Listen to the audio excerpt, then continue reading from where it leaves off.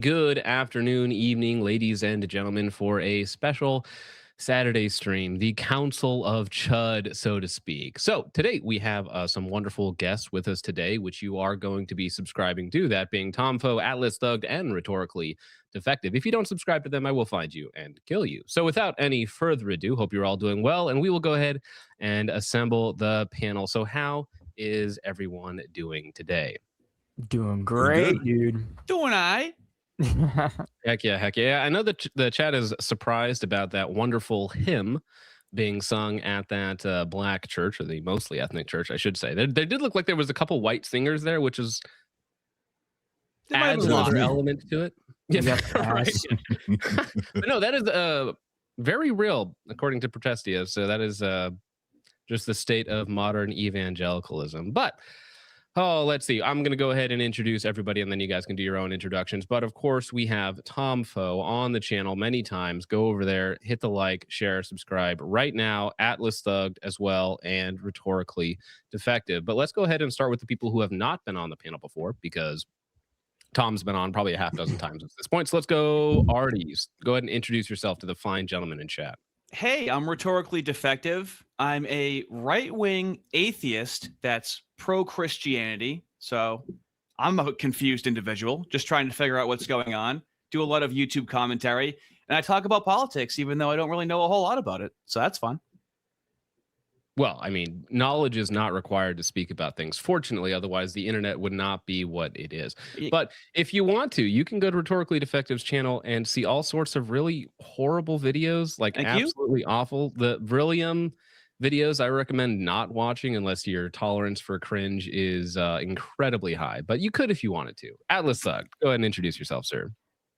Yeah, I am Atlas Thugged, aka White Boy Deep Voice, aka another racially ambiguous groiper.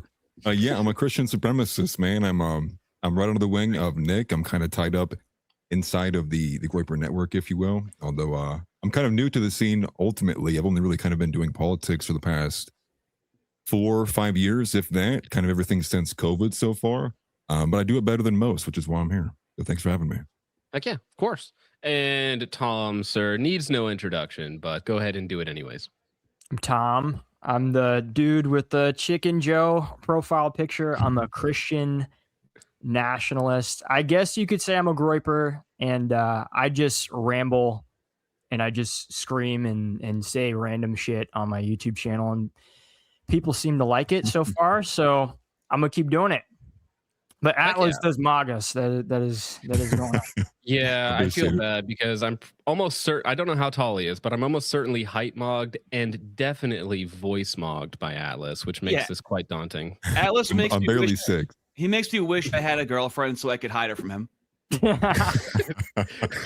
No, I'm married. I'm not running anymore. I'm married. Now. We have 3 Christians, 2 groipers, 2 non-groipers. I myself am not a groiper. I'm 30 years old, married with children, which automatically knocks me out. Okay, I'm too old and married and have kids. Can't be a groiper or something like that. So this should be fun. So why don't we go ahead and get into the well, maybe should we start out with something a little more contentious? No, this will be fine. This will be fine. We'll just go to the big news of the week. Okay, so when it comes to right-wing politics, especially terminally online chuds like ourselves, it's the only thing I've seen for the last like 3 or 4 days has been Nick Fuentes versus everyone. So Ohio, we had Casey versus Vivek. Casey got BTFO'd with something like 17%, which is honorable for being a late entry and only spending like 120 grand on his total campaign. So dollar for dollar, doing well. So the whole battle for Ohio has kind of taken front and center. And then for some reason, Dan Bilzerian is also in the mix as of today, and they're calling each other feds, which is always fun to see among right-wing individuals. I think that's very fruitful conversation that goes a long ways in the political discourse. So what are you guys' thoughts so far on the situation in Ohio with Nick Fuentes? Well, Wants to start. Well, Atlas, you're in Ohio. Oh, there we go. Yeah, I am in Ohio. Yeah, I've been covering this for, probably like the last couple of months or so. Not to surprise anybody, but I actually agree with Casey. And funnily enough, actually a couple hours before he even went live, Casey agreed with Nick himself too. In a tweet, he responded to somebody, I believe a Nick Clipper, but he did respond. He said, as much as Amy Acton is trash, he'd rather her than see Vivek. Yeah, no, I saw that tweet right before we went live, and this is apparently from Casey saying she is garbage, but I'd rather have a pile of garbage than the hell that Vivek is. Yeah, And so exactly.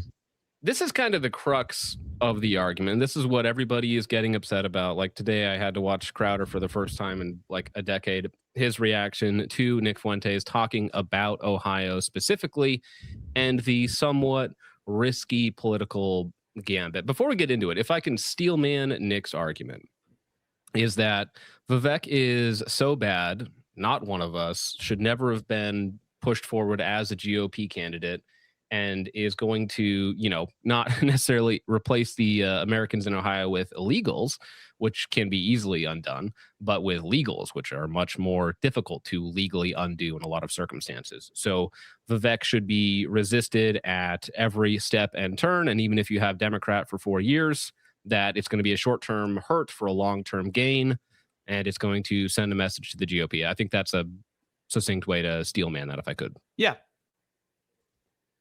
Pretty much. So thoughts on that? Is that actually a reasonable take? I guess I would also add in the element of, I think it's actually more so instead of a pro argument for Amy Acton, it is the negative argument against Vivek, right? And I think very specifically you go into the long-term argument, which is we kind of already cucked Vivek in the presidency. Ultimately, he never had a chance to win, but that was kind of what we said earlier. Like, it was like his practice, his warm-up to get his name out there in the national. So he basically has been campaigning since he walked away from the 2024 election there for the presidential election. Now we get to the state level, and he's been endorsed by literally everybody, the entire establishment, MAGA, all of the word of mouth endorsement. And so what we stand to lose in Ohio is not just the governorship, but basically him winning the governorship would kind of cement Vivek at the national level. It would say Vivek is kind of here to stay. And is that going to be 10 to 15 years of Vivek? Who knows? But what you would have there would be his kind of main concept and ideal, which is his version of Americanism, his version of what it is to be a citizen in this country. And that's what we don't want to give long-term kind of running leeway to. And so I think I agree with Nick on this. The better win that you can get out of a bad race is to eliminate and cuck Vivek from getting in and just allow a kind of normal run-of-the-mill Democrat to have office for 4 years. And ultimately, DeWine is not really much different than where Amy Acton is. And so you're basically just kind of continuing what we already had. Gotcha. Now, correct me if I'm wrong, but Ohio has not had a Democrat governor, in like 20 years. So this would be optically bad for the Republicans in Ohio. It would be optically bad, but if you asked anybody from Ohio if DeWine was Republican, they would laugh at you. Okay, so they literally don't care.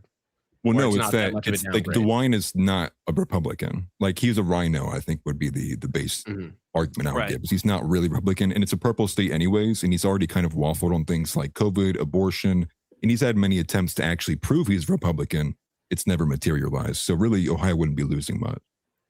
Okay, right. So a lot of the arguments that I've seen from people like Steven Crowder against the, vote Democrat mantra that Nick has been pushing recently is that things will be bad on abortion and whatnot, and it'll do like, massive devastation over the next 4 years. But if your governor's already like not great on that stuff to begin with, like how much of a downgrade is it when you know that she's going to be voted out in 4 years anyways? Right. But you know how there's like never Trumpers, There's also people on the right that are never Democrats under any circumstance. Oh, yeah. Go look at the comment section on the Crowder Clips channel, and it's just a wall of never Democrat, kill myself before I vote Democrat, yada, yada, yada, so on and so forth.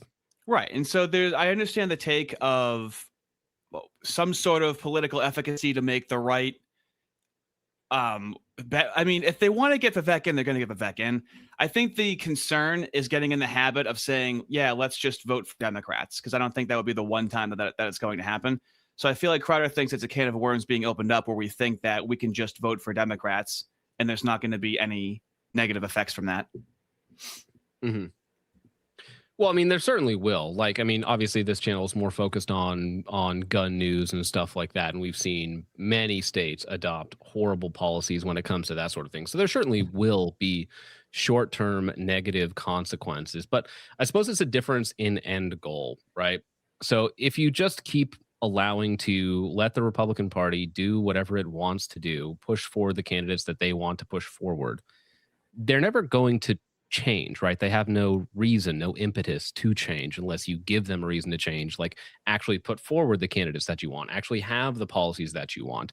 And Nick is one of the few people that has like real influence in a way that can actually metastasize in public, right? A lot of the talking heads don't in the same way. Like the Groypers have actually done things in real life. They will organize, they will go places, they will do things. Whereas, like, name your talking head on the left. What has Hassan Piker ever actually organized when it comes to events or protesting or stuff like Well, that? He's maybe played lip service to things, but I don't know if his fans have actually done something like that. Sure. To be fair, the left has a series of NGOs that allow them to go out in the street, light things on fire, and have the media sweep for them. So they don't need a streamer to really be at the forefront of doing that. They have they don't. institutional It's not a power grass level to force movement, people. right? I'm sorry, what? It's not a grassroots movement. It's not organic in the same way. Right. And so, and then it comes down to Nick Fuentes deciding, people that live in Ohio, and he's influencing like, oh, well, he doesn't have to deal with whatever the Democrat governor is going to be.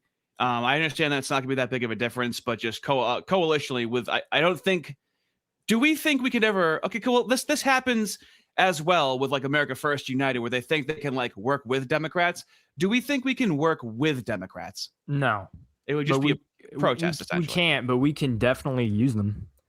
We can definitely use them to our advantage. And that's kind of like the whole point. Like, we're not entertaining some delusional idea that these people like us. We know what the game is at this point. And I mean, I think even with a Democratic governor, you still have like the state house and all this stuff. It's still going to be majority Republican anyways. So it's just going to be a big gridlock for everything. So it's more of just kind of cucking Vivek and essentially Vance for 2028, because like they have a lot of ties with each other. They have like a long history with each other. He named his son Vivek. I was just going to say that. Like he knew his wife before they were married. They went to the same school.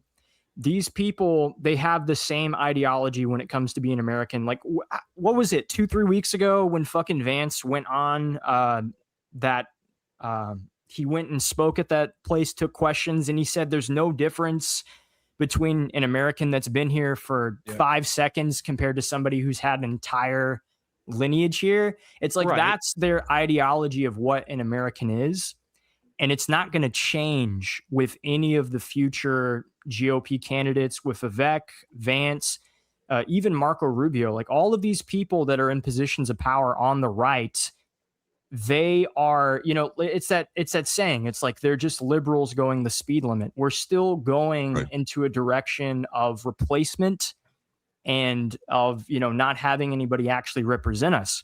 So I would actually say, yeah, like what Nick is saying, it is a wild card move. It is ambitious. It's not even guaranteed to work. But what would be the alternative? And what would be an alternative that you could tell to like a younger American that's trying to get some change politically? Because most younger Americans, they've given up on any, possibility of politics working in their favor because they're constantly getting backstabbed and thrown under the bus. So, right. I mean, well, it's more so to just kind of like make them hurt and to kind of just show that it's like, hey, we're not going to be like white slaves on a plantation. We're not going to constantly just be voting for you just because you're Republican. Like the boomers, they're on their way out. They're going to be dead in 20 years. You're not going to have as much pull as you think you do. And so it is more of a protest vote. I mean, that's exactly what it is. Yeah. But I think it's not the worst idea, but it's not guaranteed to work. Yeah. But like, what else would you do in this situation? If you're constantly getting the same shit either way, you have to at least attempt something. Well, there's also another point in there that I want to highlight as well, too, because you go back to like the Biden era when the conservatives are kind of at the peak during, X is opening up free speech. Conservatives are like, zinger, zinger, zinger. Biden's getting owned, liberal tears, all that. One of the top lines of rhetoric that was being pushed was talking about how to get black people off the Democratic plantation. But what we're seeing right now is Nick poked the bear of the taboo of taking white people off the Republican plantation. And here we have all these other arguments coming out of why you can never vote Republican and why it's better to abstain. Like we're even getting arguments like this. This is an argument coming from Zeb that it's better to abstain in the election for Ohio than it is to vote for Amy Acton. And it's like, what does it even mean? Because What's the regardless of if I mechanical abstain, difference there? someone's going to win. So it just takes my power away and just lets the system win. And so ultimately it's this idea of like, people have extreme taboos in this kind of tribalized nature of what these expectations are between Republican and Democrat.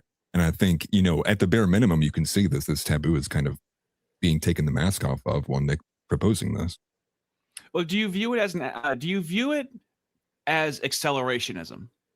Because that's typically the response is that acceleration would be to try to make things worse sooner so people get fed up quicker. Well, accelerationism would be like a consistent principle of that. So like Nick is saying Democrat in 28 or 26 and then Republican Hitlerian candidate in 28. Accelerationism would be like, no matter what, smash a lever, pick the worst candidate. And then in 28, no matter what, pick the worst candidate. And then in 2032, no matter what, pick the worst candidate. Nick has left That it would be open-ended. accelerationism. He's left 2028 open-ended at the same time. It's what he's thinking now. God knows what his messaging is going to be as things get closer to that. So you okay. But you understand how somebody could view it as accelerationism because you're just trying to get it would technically be a slippery slope, but once you start getting people comfortable and normalized to voting for Democrats and acting like it's a good strategy, you know, it can get legs under it. It is a risky gambit, right? Because the payoff you hope is that Republicans or the GOP or whatever political party you want to take power responds to your threats, right? Responds to the inputs that you're putting in, right? If you're saying, hey, I'm not voting for you anymore, you hope they change positively for you, right? But you could very well just get the opposite where they're like, oh, wow, my white voter base, they're not voting for me anymore. Yeah, but they've never appealed to white people. Other segments now. That's crazy, dog. That would have been a thing, though. They would have appealed to white people. They haven't had to care to. Threatened. Like they're definitely threatened by this completely. I mean, just the other day, California, they're like all the Republican groups, they're doing this big probe to try and figure out who's like sympathetic to Nick and all these organizations so they can root them out. They're threatened by all this stuff already. And I mean, when it comes to the idea of accelerationism, at this point, like what is really the difference? Like you're still getting mass migration with the GOP. They're not kicking out anybody. They're not doing deportations. They're essentially handing off the tech industry to Indians. Is it like, really? I think there's considerable difference. There's an argument that you could make net migration, but I agree that we have 100 million people here that need to not be here, but we are technically at zero net, which is better than 4 million a year or whatever it was before. Yeah, but that's after you have 50 million people here. Like you don't. Well, it's 100 million people here. I believe. Yeah, 100 million. Like, see, that's the thing is like, who cares? Like, I know the border being closed is great, but that's like the bare minimum. That's like something that should have already been done. So at this point, it doesn't matter if the border's closed or not. If you have 100 million people here, Right. So I would add that it's worse. The point is that it gets even harder, though. So if you take the negative candidate in 28, right, say that you do that, and then it's like, okay, 32, that's our year. Now there's 121 million people here. It's like, it's like, well, nope, 2036, that's our year. 141 million. It's like, oh, this just gets worse. Like at a certain point, it is just untenable. And congratulations, you're Brazil, right? But we're already that. I mean, most states, white people are already minorities. In the majority of states. Well, speak for yourself, okay? As a proud South Dakotan with like, you're cheating. Yeah, that's I know. That is cheating. It's not fair. What is a black person? Okay, it's not fair. I'd love to have that question. I can smell him down the street right now, dude. You are so lucky. You have no idea. No, I realize that I'm in a position of privilege here, as living in the Rust Belt, middle of nowhere. Like there's like 600 people in my town. Neighbors wave at you when you drive by. It's wonderful. It's like the little bit of Americana that I have here, which I realize that other people in Ohio and Chicago and other places, they do not have that experience. So I'm quite blessed in that. But how do we stop? Well, the one thing I just wanted to add on top of that, while we're on this idea of like the border being closed, like I think the fact that them using it as a W is actually like a major L. And the example I use all the time is like, that's like somebody letting like 10 robbers or invaders get into my house, violate my wife, touch my kids, take my property. And then someone behind me shuts the door and says, but at least I shut the door. It's like, brother, that is like the last thing I'm concerned about now. It's like, now we need to figure out how we actually get rid of the damages that are being caused in here. The second element too is they keep using this like net migration is zero. That's crazy because these people are not having kids. You think all these illegal immigrants aren't like breeding and having reproduction cycles, like supported by the state, oftentimes by a lot of Democrat politicians. Section 8 breeding farms. Okay, I was an Amazon delivery driver for a while, and that's literally what these places are. Like, they are breeding facilities for Section 8 individuals. Like, that's literally what these are. Right. Well, so you also said, what do we do? And that's why I think you have to take a pro-natalist position, which is a huge issue I have with Nick Fuentes, who seems to be saying America first, but he also is childless. He hangs out with Sneeko, Clavicular. He doesn't really have this like culture and media of hanging out with like families or venerating the family, so to speak, in a lot of his messaging. It kind of seems like he wants to keep his audience to be like eternally 17. With like how a lot of the groypers are. A lot of the popular groypers aren't like family men. So there's this weird mix of messaging with America first, and then how the groypers just tend to behave online. It's different than like if you go to like Return to the Land or Patriot Front or even the Crucibles audience with Andrew Wilson. It's a better reflection of their morals and values. It seems like with groypers and with America, the America First movement from Nick Fuentes, there doesn't seem to really be a standard of like behavior for groypers. I feel like there's a huge disconnect there culturally because he just talks politically, but I don't see like the push culturally with him. Atlas, you want to? Yeah, I'll go first. I'll let you respond after. I saw a little bit of I saw some of you posting about this, and I was just confused. But the point I guess I would take with this would be 2 points, and I'll use another example, and then I'll give it to Tom. It's kind of when I see a lot of people pushing for the death penalty, but we have female judges. Like, that's insane to me. Like we already see the fact that all these female judges are clearly, obviously leaning towards black men. They see a black guy and he could have killed 20 people. It doesn't matter. They're not going to do anything. But you know who that death penalty will be used on? It'll be used on white men on crimes on the margins that could have went either way. So to compare that to what you're saying with the family position is the same way I feel about family court. Telling men to, quote, just get married when we know the family court is an absolute abysmal abomination is just sending men to go die. So until we like fix the actual mechanisms that actually enforce these things, I think it's kind of pointless to push men towards it because there's other things to focus on. And secondarily to that, there's also the problem inside of family court that it's only can be enforced one way. Like, property and finances and providing for the male can be reduced to a number. This male needs to provide this much money. But for the wife, how do you enforce intimacy and submission and the things that a woman and a wife is supposed to provide? So there's major problems inside the way that we have the mechanics that actually enforce the boundaries of marriage in the system. But also on top of that, I think it's also like, it's an easy takeaway to take from Nick if you don't watch the show. I think many times he's also mentioned, obviously go have families, push for it. And he even says it kind of facetiously all the time too. Like, time's going down the road. He's kicking the can down the road. He needs to figure it out for himself and he's pushing it off.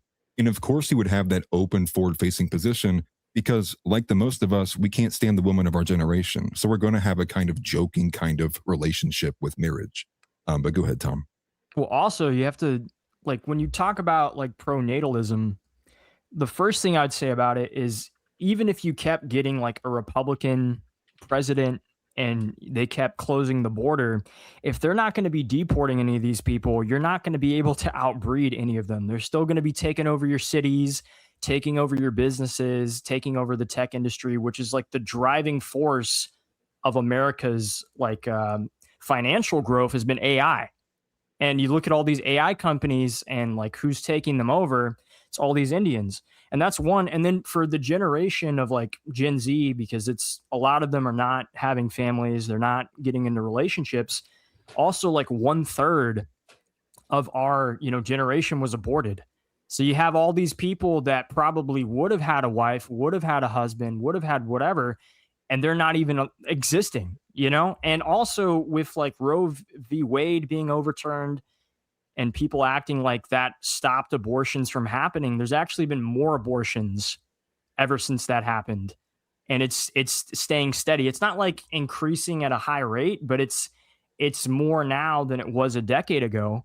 So there's a lot of issues, but with like the pro-natalist like aspect and thinking that groypers aren't starting families and stuff. I mean, Atlas is married and he has kids. And I mean, even some of the groypers I've seen you already react to, and I know like they can be a little extreme, but even so, I mean, yeah, they can be pretty extreme. But even some of those dudes, they actually are married and they do have kids. And I know you probably won't believe me, but like Greg the Groiper, he's married. I think his wife is expecting. There was another dude just the other day. He had his first kid. So it's not like they're not having families and not like reproducing, but that's not a winning strategy at this point. All right, so there's 100 million people in here that we have to get rid of, and we can't fuck our way out of it. So then what do? We take into the streets? What do we? No. The point of pronatalism is to focus on what you can control. And then the rhetoric behind that is like, well, we can't just tell people to have kids. It's not just that. It's more so going through essentially Christianity to be fruitful, multiply, and having people going to church, which somehow as an atheist, I have people going to divine liturgy in my community. Weird guy. Things work out in very weird directions, okay? But having just it just, so then what, it keeps coming back to, so then what do we do, right? And so it just seems overwhelming. And this leads to like a very doomer mentality. Or I see how it does. I mean, if in a perfect world, we would have already deported 80 million people and we'd be concerning ourselves with the final 20 million and we're watching their ways out. But the problem goes back to like, there's not enough men with the conviction to actually see their country succeed in positions of power for it to happen. And so some of them, it's like cultural. I mean, you saw the reaction to many people, even on the right, when they saw Jacob Preddy and whatever that other dumb woman's name is, who stood in the way of law enforcement only to die. And then all of a sudden, instantly, everybody's like, hold on, we should maybe stop because these two idiot leftists got in the way. So maybe we should actually get rid of mass deportations. And that's more of like an actual cancer of like the culture, which is why are all the men so cucked and weak that they see one person get hurt and they're like, okay, everything I want for my children is off the table. How dare this leftist who wouldn't piss on me if I was on fire get harmed? It's like that's got to get rid of first before we can actually move to positions where mass deportations are more than just a big scam. Well, yeah, white men have been actively demoralized and targeted to feel that way. That's a feature, not a bug. I'm sorry, Tom. Please continue. No. But like you were saying, like with groypers and I guess like America First, like as a movement, it's not and like pronatalists, but I used Atlas and I brought up some of those other groypers as examples. It's because they still are starting families and having kids. It's just that's not like the go-to answer. And I understand that is something you can control, but it's not really going to matter in the long run. And if you keep voting for the Republicans and if you pay attention to how like their party is reacting, I mean, they had some Mexican chick at a conference at CPAC talking about how the GOP has to, lean into Mexicans more and they have to appeal to Mexicans. I saw that. You remember? It's like, because it's already lining up to where they're not, because like you said, they don't appeal to white people. That lie has been going on forever, right? The Mexicans are actually really based. Don't you know they're Catholic? Don't you know the Mexicans are Catholic? Very based. Catholic and they cheat all the time. But what I'm getting at is like, you already say it all the time, Artie, is that they don't even appeal to white people at this point. And it's getting to like this, ever, but it's getting to a point to where they're going to be appealing to black people, Indians. Like you already see it. Like, dude, the head of the conservative movement in Texas is Indian. It's this dude who can barely speak English. He's talking about, I have a pickup truck and I make the conservative movement, and it's like it's already switching. So that's a scam. The pro-natalist stuff, I actually agree with you 100%. It's not like we shouldn't have kids. And if you're Gen Z and if you can find a good woman and if you can start a family, that's a blessing from God. And you should not ignore that. You should obviously do that. That's a sign. But more and more, a lot of younger men, they're in positions in cities and places where they can't do that. And they don't have that opportunity and they're kind of stuck there. So what are they going to do? And so, like I said, it's like, it is a wild card, option, and it's not guaranteed to work with, Ohio, but at least it's something, and it is something that you can control. You can't control all the fallout from it, but if you can prevent Vivek from winning, That is something. What does that do for you ultimately if you prevent Vivek from winning? What does that do for you ultimately? Well, me, I don't live in Ohio, so him That's not a being my part of it. governor, it doesn't matter. But it's more in the long run for the 2028 election because he's connected with Vance, and Vance obviously shares the exact same opinions he does when it comes to H-1Bs, immigrants, Americans in general. It's just giving these people more power, putting them in more positions to where they're going to have like allies, governors, like all this stuff. And so what we need to do, and what we don't have a lot of time for, is we need to gain power. And one of the ways that, we think we can try and do that is we get the Republican Party to negotiate with us. It's like, well, why don't you appeal to us? Why aren't you doing this? Why can't we have somebody who represents us running for the Republican nomination? We all thought that was Trump in 2016. And for a very long time, the GOP didn't want Trump to win.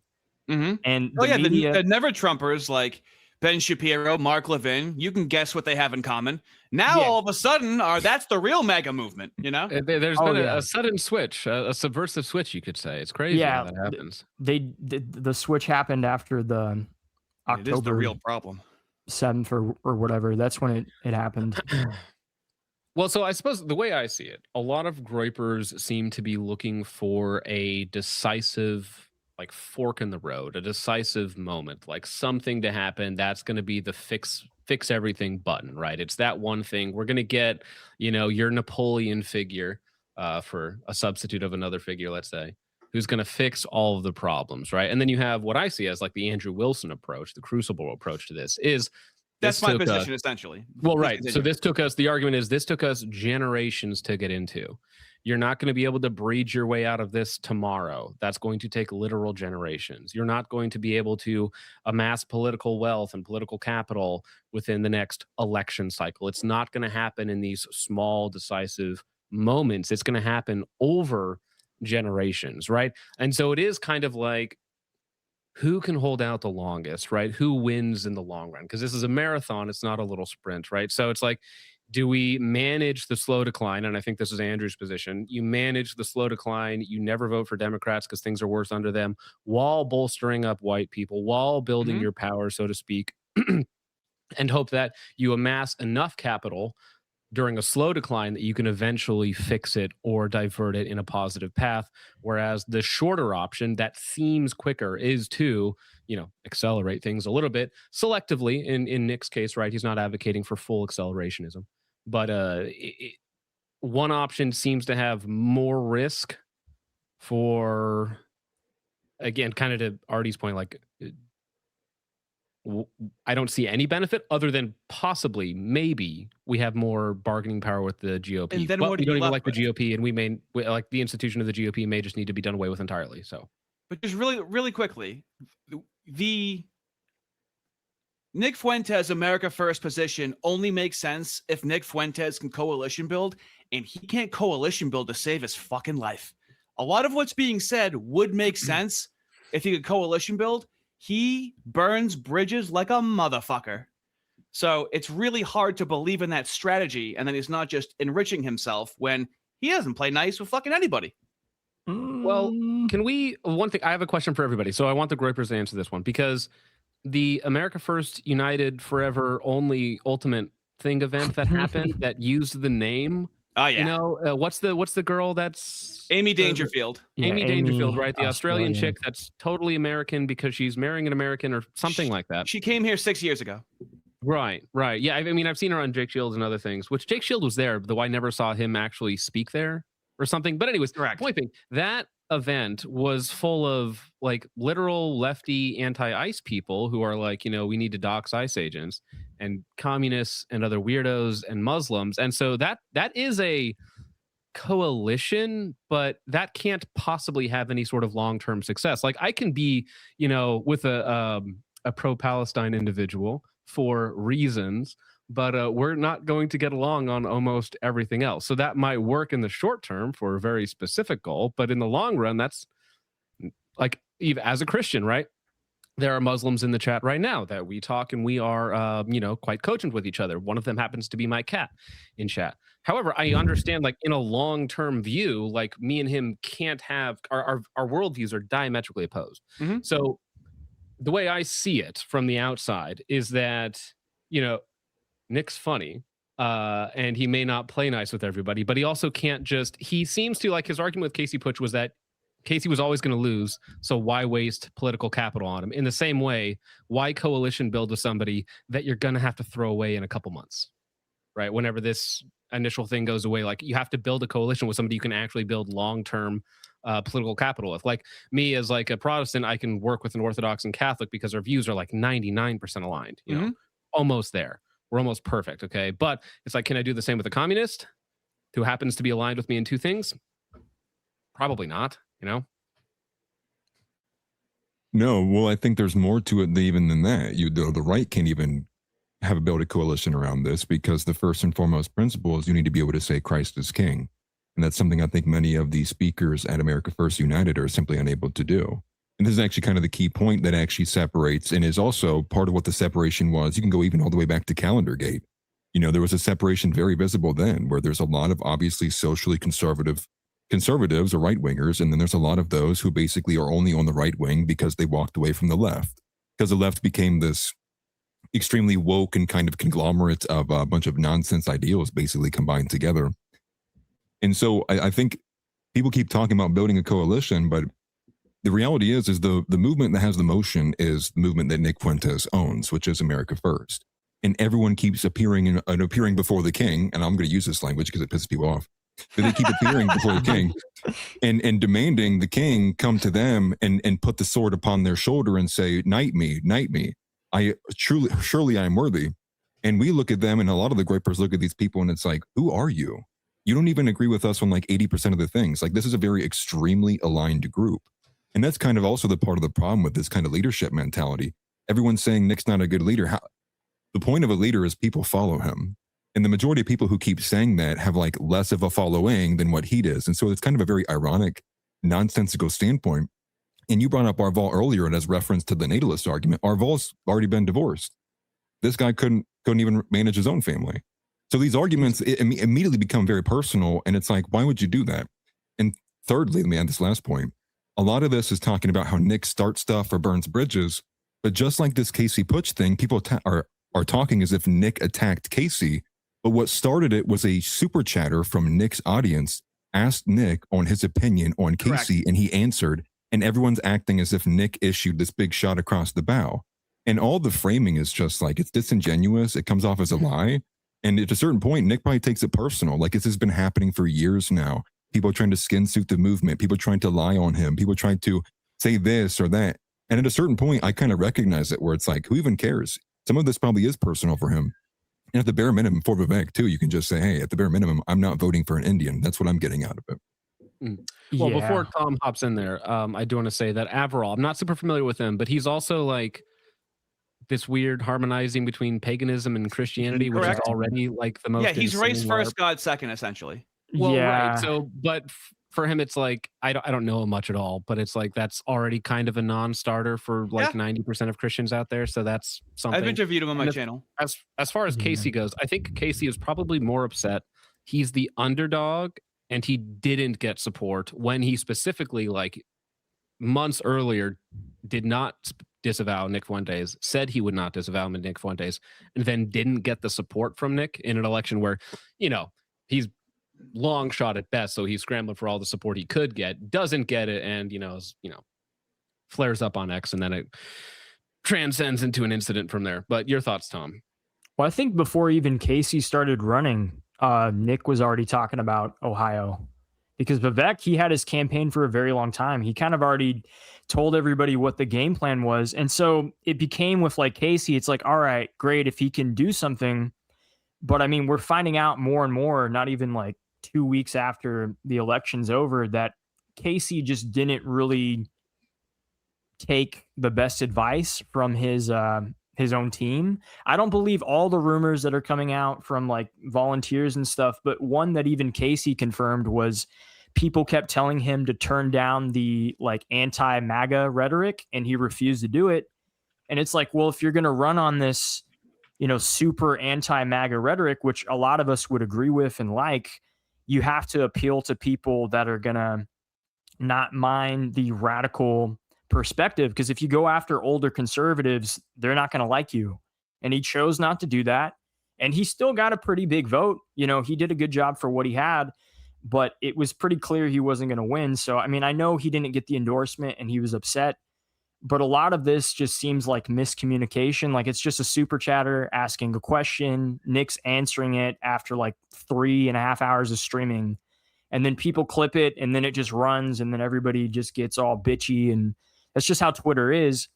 But with like the coalition building, I would agree with Atlas, of course, obviously. But like Nick, I do think he's a good leader. I think he's been around long enough. He's survived enough attacks and he's still here and he has more relevancy and power now than ever before. And I mean, this guy's had a lot kind of put up against him. You might not like him. You might think he's whatever. That's fine. But you can't deny that he's still here. And people talk about him all day. He doesn't even comment on half of this shit. And they're just losing, their fucking minds. And with the America First United, that was obviously a ploy to like skin suit the movement. Correct. And try to take it.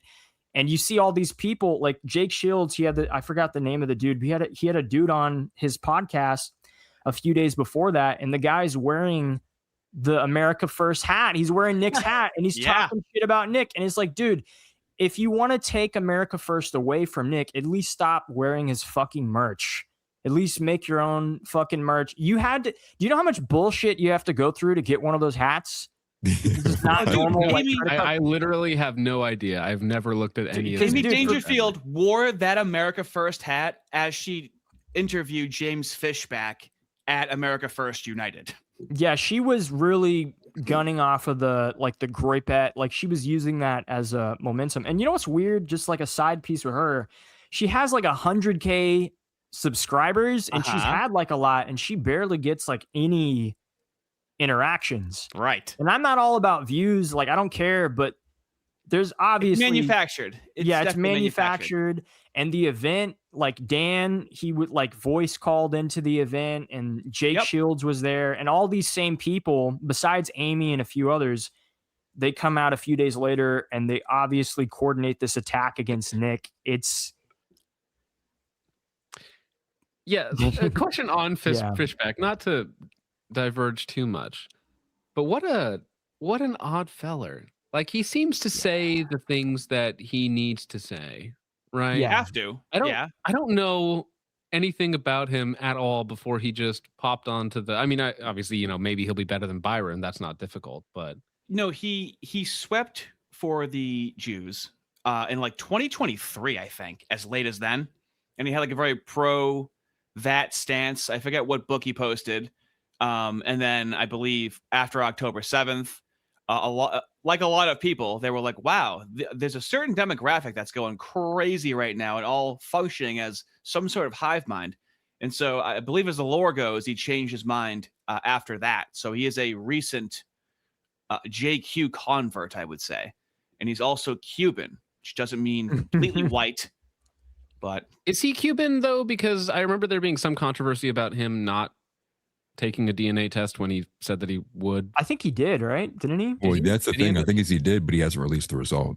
But he's talked about how he's like Cuban or something. That's what I thought. Yeah. Colombian, yeah, I thought. He like said he was proud of like whatever, like 1/4 or some shit. But Fishback, I mean, I don't really like him. You can tell by like the way he talks, he is a politician. Like he's obviously telling people what he wants to hear. He found a group that he wants to go after. But the reason why I prefer him over Brian or whatever, for obvious reasons. Byron. Byron, because of course they can't spell his name correctly. He can't spell his name correctly. Someone should tell him his name is Brian. Is just because it's like he's at least using rhetoric that I agree with. Yes. And I don't think he believes it, but it's like a signal that shows that like times are changing and this is becoming more and more acceptable. Like this dude had a sold out auditorium And all of these kids, they're freaking out. They're going crazy. They hand him a Burger King crown. He puts it on. Mhm. Like, First dude, governor with a Burger he's King doing crown, and yes. saying shit that Trump back in 2016 could not have even gotten away with. So, Right. if anything, my But support for have we learned our lesson from Trump? Are we going to elect another skin suit? We've no, never Allow seen a another younger skin suit Trump, into though. We've only power. seen older yeah, Trump. because he's a boomer. Also, he's Jewish. Like, he's just Jewish at this Oh, point, bro. come on. Is he? So, well, let me step Well- in. You well, I just on the mean, Trump his- element, Yeah. which is look at how far Trump got us. Even though Trump was a skin suit, look how far the conversation has changed. Yes. So there True. are positives inside of even getting skin suited because it pushes the Overton window. And ultimately, that's been the biggest thing we needed to do for the last like 5-10 years is get the conversation over target. Now that we're over target, we're refining, which is why you're seeing the coalition spark so much tension. Well, That's it. yeah. So I mean, well, I guess the biggest issue with Nick Fuentes is there's just a lot of who is he like built up? Who works with Nick Fuentes? I guess that's my issue because with what you're saying politically and collectively, you need like people to be on board, but he just seems. I'm sorry. He just reminds me of like right-wing Hassan Piker. It's just like he preaches this collectivism, and then it's only through just specifically him. But like, is he building up smaller content creators, people? Is he reaching? Like, I don't know. I just seems like he's always just for the past 10 years. You look back, and it's been things he's done individually. He has that AFPAC for 3 years, and I understand he stopped doing that. But continue. Well, if I can respond real quick to that about the what is he doing? Actually, today there's been a post going viral and it's been pushed by a lot of his detractors as well, too, for different reasons. And I've actually heard some of this inside baseball from some conversations and group chats I've been in. And this even started, I think, almost like 6, 7, 8 months ago when Rod Dreher let it drop that there are groypers inside of DC. And he hears about them and he hears through conversations. But now it was reported earlier today that for the first time ever in California legislation or some kind of legal document, they have specifically outlined the fact that they actively have been combing through and removing groypers out of committees, out of areas, that there are groypers actually infiltrating even inside the California political arena. And so I actually had a phone call conversation with somebody I'm going to have a debate with next week. And he was talking about how this is actually getting ready to come out because it's clear. And he was saying this because he thinks it's a failure of the infiltration by the groypers if so many have been combed out and removed, but that they are actually doing something. And so I think for the first time, you have groypers in a legal document being mentioned by California as a threat to the system. And they liken it to the same way that the Democratic Socialists tried to infiltrate the government as well, too. So this is everything that he has been saying is now materializing inside of the, inside of the IRL world. Yeah. Go ahead. So on people that Nick can actually work with, so one that has actually panned out fairly well has been Joel Webbin, who's a Protestant pastor. There hasn't been a lot of tension there. That actually went really well. He did attempt, like, who are the 4 biggest podcasts right now? It's going to be obviously Nick. It's going to be Candace Owens. It's going to be Tucker Carlson, and some of the other normal guys, right?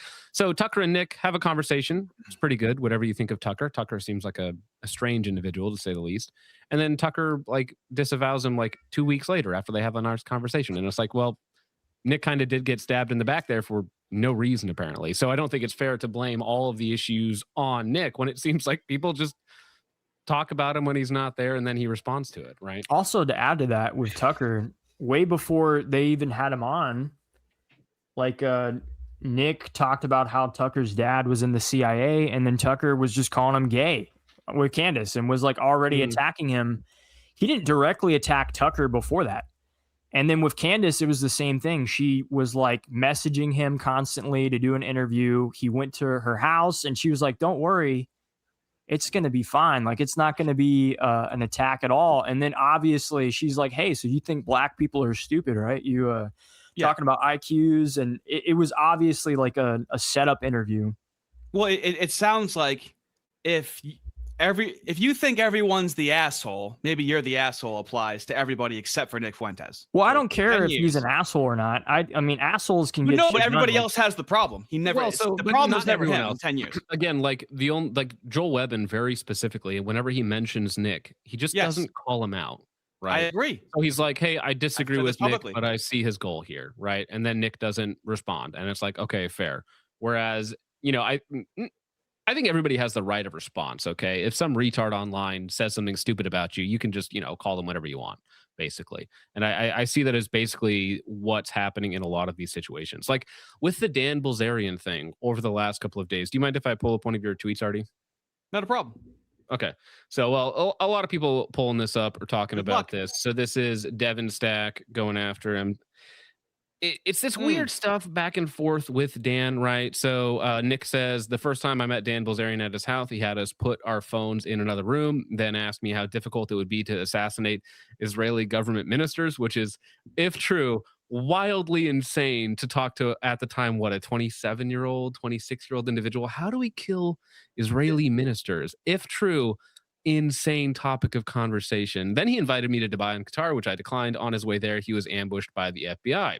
And then earlier today, I saw this before streaming. It's Dan Bilzerian for Congress, his account saying, hey, we need to have lawyers and Elon Musk and these other guys look into all of the Groyper accounts for AI porn stuff. And we are going to take on all of these people legally, which seems like, listen to me. It's like, hey, you're a Fed. It's like, no, you're a porn-headed degenerate. It's like, if you search Dan Bilzerian, gaining out of this? If you search Dan Bilzerian for Congress, if you search that account for Verillium Live, he hyped Verillium. I don't like this guy. Okay, okay, I'm not a fan of this guy at all whatsoever. The point that Devin Stack was making is that in a political environment, Nick Fuentes is just going to go online and go, hey, this guy was talking about doing some illegal shit and just saying that online. That would be like, oh, like somebody, this is like what a snitch would do. Like there's certain things politically between men. It was kind of a female move to just go, oh, hey, by the way, this guy tried to get people killed. Just bitchy online like that. There's certain things that you just don't say. If it was something like, and if you really cared about it, if it was really threatening. I don't know, man. Well, listen. I gotta push Let me back stop on you that right little bit. there. Like if I was meeting like another right-wing chud IRL and they were like, guys, we've got to blow up the local FBI headquarters, I'd be like, I'm never talking to this guy again, and I think nobody else should talk to this person because this is either a Fed or somebody who's dangerous. Right? I would put that out as a PSA like that. Yeah. This guy's sketch, bros. Yeah, you would post that on the internet that the guy that has no problem killing people, you would just go online and go, oh yeah. Well, here's the framing problem again, though, like what I had just mentioned. Here now Nick's being a snitch, like why is he saying this? And we're omitting the fact that Dan called him a Fed just before Nick said any of this. So Nick is responding to Dan calling him a Fed. Not like Nick just came out of nowhere and just dropped this information. Yeah, And, he didn't say anything up until this point. And then I don't want to get too much into drama, but then Lucas Gage came on like 5 minutes later. He was like, oh, Dan said the same thing to me too. And then Nick was like, oh, this is so weird. I don't know. It was very coincidental. But like, dude, also Dan is the one who fucking called half of these people to come out and disavow Nick and attack him in the first place. So Eric Arval included. Yeah, like if you look at all of this, like obviously he's gunning for Nick. So if Nick has any bad experiences with this guy, he's going to say, fuck this dude. I'm going to say this shit. And whatever happens, happens. If you think that's him being a snitch, like I think you just, like people who see that, like Nick is just being that, I think you just don't like Nick. Like, just come out and say you hate him. You don't have to fucking make up all this other bullshit and fucking pretend like, oh, well, this is what a snitch would do. It's like, fuck you. It's like if somebody attacked you in that way and was obviously trying like to ruin your life and fucking get your fans to disown you and all this shit, you would probably be like, you know what? Gloves are off. But also think about it on a personal level. We're removing humanity out of this situation. I just run through it from like, I just put myself in those shoes. If they were close, if they were like somewhat some level of friends, Dan does that. You think the immediate instinct is going to be like, I should take this to Twitter and expose Dan while we're in the middle of like some Middle Eastern country out here in the middle of the desert? I think what ended up happening was he's probably like, that was weird. But maybe it was like, I'm not going to say anything about that, but I'll remember it. Now, when, years later that comes to pass, now he's literally calling him a Fed. He's like, well, how about I bring up this thing that you did a couple years ago that I haven't talked about until now? And so I also see from that perspective too. I think a lot of this, again, comes from a position where it feels like people are grasping at straws on Nick. And I'm kind of here with Tom. It's like, and with the many Groypers, all of them essentially, that it's through all of these different interactions and the arguments, I'm getting more and more and more convinced by the day that the only person not fake and gay in the space is Nick. And that's kind of where I am. But do you feel like he flip-flops on his positions at all? Do you feel like he's inconsistent with his messaging? Well, what would be one of those positions? What would be I'm not going to say any of the positions. I want an answer of, do you feel like he ever has inconsistent messaging, or he flip-flops on a position without me even saying what a position is? Well, can I ask you something? Do you feel like politics as a whole the past like 2-3 years hasn't been completely turbulent, and people you liked 3 years ago got exposed for being complete pieces of shit, and entire party systems are obviously fucking you over? It's like, of course, like because he's a reactionist essentially to like all the stuff that's going on. And the reason why a lot of younger men resonate with him is because they feel the same way. It's not just him saying, oh, here's the game plan 20 years from now, it's going to be the same game plan. No, it's like, hey, we're finding out new shit every day. So obviously things are going to evolve. But like politically, like America as a whole has evolved so much in the past decade. I think most people have done that to some extent.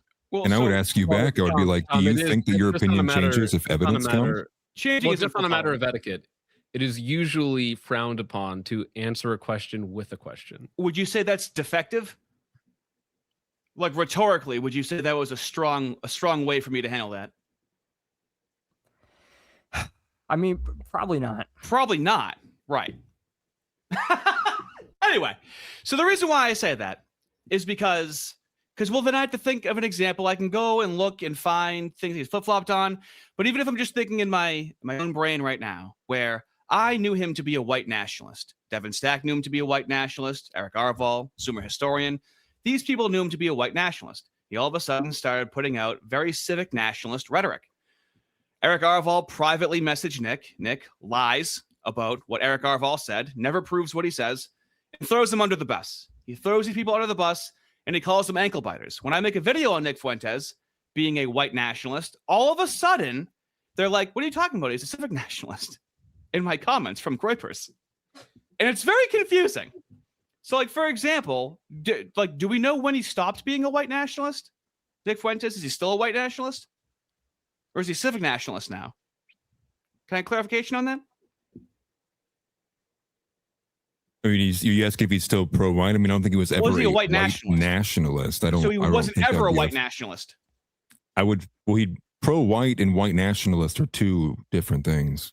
That is very interesting. Do you think Nick Fuentes would have ever called himself a white nationalist? I mean, he has before when he was younger. But it's like the reason why he doesn't champion those things now is because he's looking at this as a whole, and he's like, all right, this isn't actually working, and this isn't actually going to save white people in America. So how do we go about this? Right, but like, we went from two Groypers. Let me. I don't think like, he has from two Groypers right now. Okay, this is what happens oftentimes when I try and talk about this, where I will get an hors d'oeuvre platter of answers of Nick Fuentes, ranging from he's always called himself that, and he's never called himself that. Do you see Nick Fuentes as like just a podcaster? He's a streamer. He's like a so then why do you care if his opinions are changing, especially if it like his audience, for like a majority of them, they feel the same way? Like, it's if stuff's evolving and if it's changing and if it's like, hey, we're 20 years old. I don't like the retconning that he never called himself a white nationalist, which is what Groypers will say to me. And he's like, he's never been a white nationalist. Let me know when it's okay to ask questions back. Well, no, it's just you answer the question and then ask the question. No, I hogged the mic. I'm sorry. Please continue. Well, I did clarify. I said no, but I wanted an example with what the question he was posing. I felt like that would have been helpful. Let me ask this question to Artie then. Are you a Christian? Do you believe Jesus Christ is Lord? I'm not a Christian. I do not believe Jesus Christ is Lord. Then who is we? In what context? The context of, if you are not a Christian, why would I be aligned with you? Right? Like, you are not a part of my movement.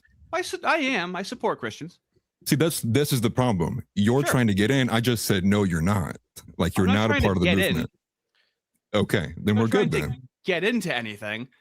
I need to accept Christ to be in. I can act in service of Christ, but not be a soldier of Christ.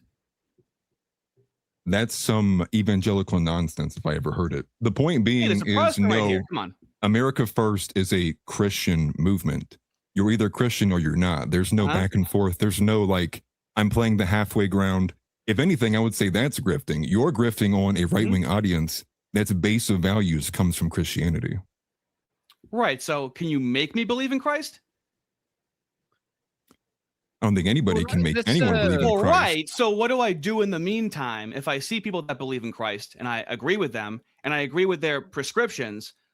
So then what do we do with people like me when you can't make us believe in Christ, but we believe in the message of Christians? We just get cast aside? How does it even make sense? You don't believe in Jesus, but you believe in the message that comes afterwards, downstream from it? Well, I think Artie, he recognizes that like a Christian majority, or at least like the morality of Christianity, is probably the most beneficial for a society, like any society, but especially America. So I can see how like you can still have people that aren't entirely like Christian that help the Christian movement. And there's like two different points here, but like I get why Artie, does what he does, because he recognizes the benefits of it. So he's like, yeah, I want America to be better. So I think Christian nationalism or whatever, I think that should be at the center of it. He doesn't necessarily have to believe in the teachings or anything like that. Like a lot of people are kind of like that. Dude fist. Well, so I don't, I'm not really sure if, at least from my interpretation of Artie's position, isn't that he's saying, oh, you guys have to be consistent for my position or for me to be part of your movement, but he's saying your movement itself is inconsistent, right? Which is a critique of the movement, not saying, please, he's not banging on the door saying, please let me in. He's just a critique of the position, right? So like another position. What's the position being critiqued? This is what I'm confused about. Well, so just Nick being inconsistent or flip-flopping, I believe, was about the original what? critique. Okay, so well, the first one was the white nationalists. I'll be a little bit more pointed. So of late, he said that immigration like doesn't matter; it's over, right? Right. Now, can you explain that in context? Because it seems to me that it's been the most important thing for like ever. It is the most pressing issue. Oh, no. So what he was referring to with that is like when it comes to politicians that run off immigration, you'll see like a lot of like Republicans before an election, they'll try to get a white vote. So they'll be like, oh, we need to do something about deportations. And then you vote for them based off that. And then they don't do anything. And then you don't get anything. You just get more of, the worst shit. So that in context, like when he was referring to that, like he wants deportations, he wants that stuff. It's just when he was giving that take, it was more of like a black pill or a clear pill to his audience on like, hey, don't just go for any conservative because they're preaching to you about immigration or how we need to deport illegals, because they're not going to do it. Mm-hmm. They're just lying to you, essentially. So I see in context, the way you explain that makes total sense. I do love the fact, though, this is just an observation, that you almost need a set of interpreters for the, you need people going after every clip on X or Twitter or anywhere that you see Nick saying something that seems on the surface to be contradictory. And you need to have like the Groyper fact checker army being like, well, actually, you see, within context of the larger scope with the specific context of this clip, it actually makes sense, you see.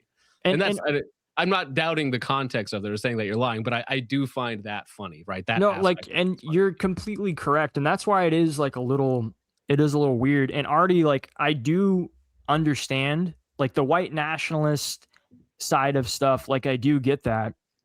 But like you said, like you just view him as a streamer, and that's really what he is at the end of the day. Like he doesn't have any political power. He can tell people to, hey, go infiltrate, do whatever.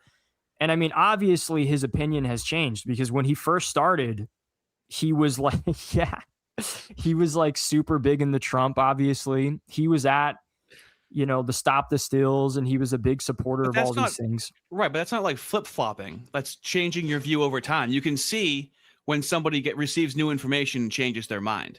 But like what Atlas is talking about, like what you're referring to with like the nationalism thing, mm-hmm. What clip are you referring to? What year is that from? Compared to like when he talked, because he talked about the immigration thing not I want to as being know from the important. Groypers, was he a white nationalist? Is he still a white nationalist? And if not, when did he stop being a white nationalist? I think because he did like position himself like that when he was younger, and he stopped kind of talking about that rhetoric when he realized it doesn't do anything. Was that kind of like more recently? Yeah, that's like last It's year. very recent. So he's been a white nationalist. The majority of the time he's been streaming. Let's say roughly 80 to 90% of the time. He's been a white nationalist. Then when I say a white nationalist, we have this sweeping energy of like, well, hold on. The difference between being pro-white, he's been a white nationalist most of the time. I feel like it's being retconned that like, well, hold on. He's been a white nationalist for the majority of the time. 90% Where does of the term Wignat come from? I don't know the Wigger epistemology. nationalism, I'm pretty sure. The Wignat comes from Nick because that's the way he would talk about people who were white nationalists and only like mutually exclusively like white nationalists was their prerogative. Wignat is a derogatory term he uses for people like what's his name in Australia, Joel Davis. I think that's the guy who was recently locked up and put in solitary confinement. Yeah, I know. You're white nationalist. Mm-hmm. Yeah, so this is a term. So like the concept of like he's flipping or flip flopping is like no, it's like the priority of his ideals have always been like pro-white, but first and foremost, it's been a Christian movement, and above that, it's in America's interest. It's kind of like asking the question. Like what Tom was putting earlier, but I think maybe I'll word it or articulate it a bit better, would be, do your opinions change with new evidence? Like, yeah, I think most people would say yes. That's like an obvious, right? Which is why I asked for the example. Okay. And secondarily to that too, it's like, this is part of why the tensions exist with Arval and all the others too. This is the white first versus Christ first. And so these tensions have existed for years. And the point of what he has been talking about with immigration as well, immigration being over, is because, well, one, with the white percentage is like 61%, we're like at a 62% majority, something like that in this country. Okay, remove the boomer population. I don't even know if it is a majority. Well, remove the boomer population, it's like 40, it's like 50%. We're barely half a white country. And so we're talking about the people who can make children. And when you look at, we had a president people were in the crowd holding signs that said mass deportations. It didn't say close the border. It didn't say maybe some of them. It said mass deportations. And the guy who ran on that and won delivered you what? Nothing. And so the point being is like even a guy who could run on it with a campaign and get a whole crowd of people to rally, a nation to rally for this, failed. And why did he fail? And so it's Nick engaging with the objective reality that mass deportations are in effect off the table. And the moment he started wavering, what happened? Mike Lawler led a coalition of both Republicans and Democrats to immediately institute 7-year legal status for all of the immigrants and illegal immigrants who are already here. Mm-hmm. That is, in effect, it is amnesty. And so that's the objective reality of what we're dealing with, which is what? So the idea now is it's going to be easier to deport all these illegal immigrants 4 years from now? That's a big joke. J.D. Vance with his Indian wife is going to deport 100 million immigrants. It's engaging with that reality, which is to say that that is clearly not going to be what's happening. That's the reality. And so if it's not happening in the next 3 years, and it won't happen in the next 4 years under Vance, when will it ever happen? Well, why would they want to make it? Well, why would they want to make it happen for you? Where even if there's net zero immigration, you're still like that's not enough, and no matter what, it's not enough. Like, what is the timetable of this unachievable goal that's even being like brought up? Well, right. That seems if it's not accelerationism, it seems doomerism, right? I think that's just more of like a realistic take on the situation. Like you're talking about how there's no mass deportations in sight for like any of these candidates that the GOP is going to offer up, but they'll use that as a way to get you to vote for them. And so that's kind of the point of view. And it's not like a flip flop on the situation. It's just like, hey, you're not going to win on this. And even if you do, you're not going to get it. But it's not that it's unachievable either. Like that's the insane element of it. It's clearly achievable. It could happen in it could happen in a year, 2 years. Not Afghanistan, forgive me. Iran deported 1 million Afghanistanis in buses in the middle of a war. Like the point being is like, we just won't do it because the men who have the ability to do it won't do it. That's the reality. We have all the technology required. You could immediately revoke visa citizenship right now with the stroke of a pen. especially. The question is, why is that not happening? It's because the people who have the ability to do it aren't doing it, despite people voting for it. And they have no plans on doing it in the future. In fact, Right. they're moving into a position to where they're going to favor the minorities more because they understand whites are going to be the minority of the future. So you're not getting that at all with any of these people. And so that's why it's like this whole, like, you know, it is kind of weird to just watch clips and to get the full context. And sometimes it is hard to explain, but it's just like with this wild card approach and with everything being done, we actually don't have a lot of time to try and gain power or get anybody possibly that could represent us or could move us towards a goal of like actually saving this nation. Because, you know, these people that come here, they breed like crazy. You know, right. you'll have, if you have a condensed time frame, that's just definitionally accelerationism, right? Because the alternative to it is the slow decline that we've been experiencing since, you know, 80 years or so. So if you're saying, okay, well, we have a very short time period to act, so what we're going to do is make it really bad for the next 8 years. well, no, it's not make it bad everywhere for the next 8 years, but I would argue that like you don't even get a slow decline. You think with 50 million, 10 million, 100 million people having fucking 40 kids before they turn 30, you think Going the that's speed not going to limit. get crazy? Well, yeah, but that's not still even, that is that's two not even going the generations. speed limit, Right. dude. It's like these people that were let in, they're going to like, bro, they're going to be like grandparents by the time they're in their 40s. They're going to have so many kids. Their kids are going to have so many kids. Yeah. Like, dude, when I was in school, when I was 12, I knew a Mexican girl who got pregnant at 12. I guarantee you at this point in time, she's got like a bunch of kids. It's like, dude, you can't outmaneuver it. It's not even like a decade, 2 decades, 3 decades down the road where the driving the speed limit, it's going to get real bad. It's getting real bad now. You get accelerationism from both parties. Like you're getting it either way. Like there's, I know, but the Yeah, messaging fast sounds acceleration or slow acceleration. yeah, and it's not even Yes, slow that's acceleration reality, like, though. at this point. It's just, and Well, so so can I posit something to the panel here? I'd like Sure. each one of you to answer this. So it's really simple. Is there a viable political solution? Right? Because my chat, right, in the 2A space is like race war now, right? Let's do it. Let's go. Right. Obviously, that's not a realistic outcome, but is there a political solution? No. Yes. Okay. mm, Viable. I think Keyword. I think the only way this is going to go is it's going to get violent no matter what. But at least in terms of like the political solution, it's not going to avoid violence altogether, but it could at least like secure some power.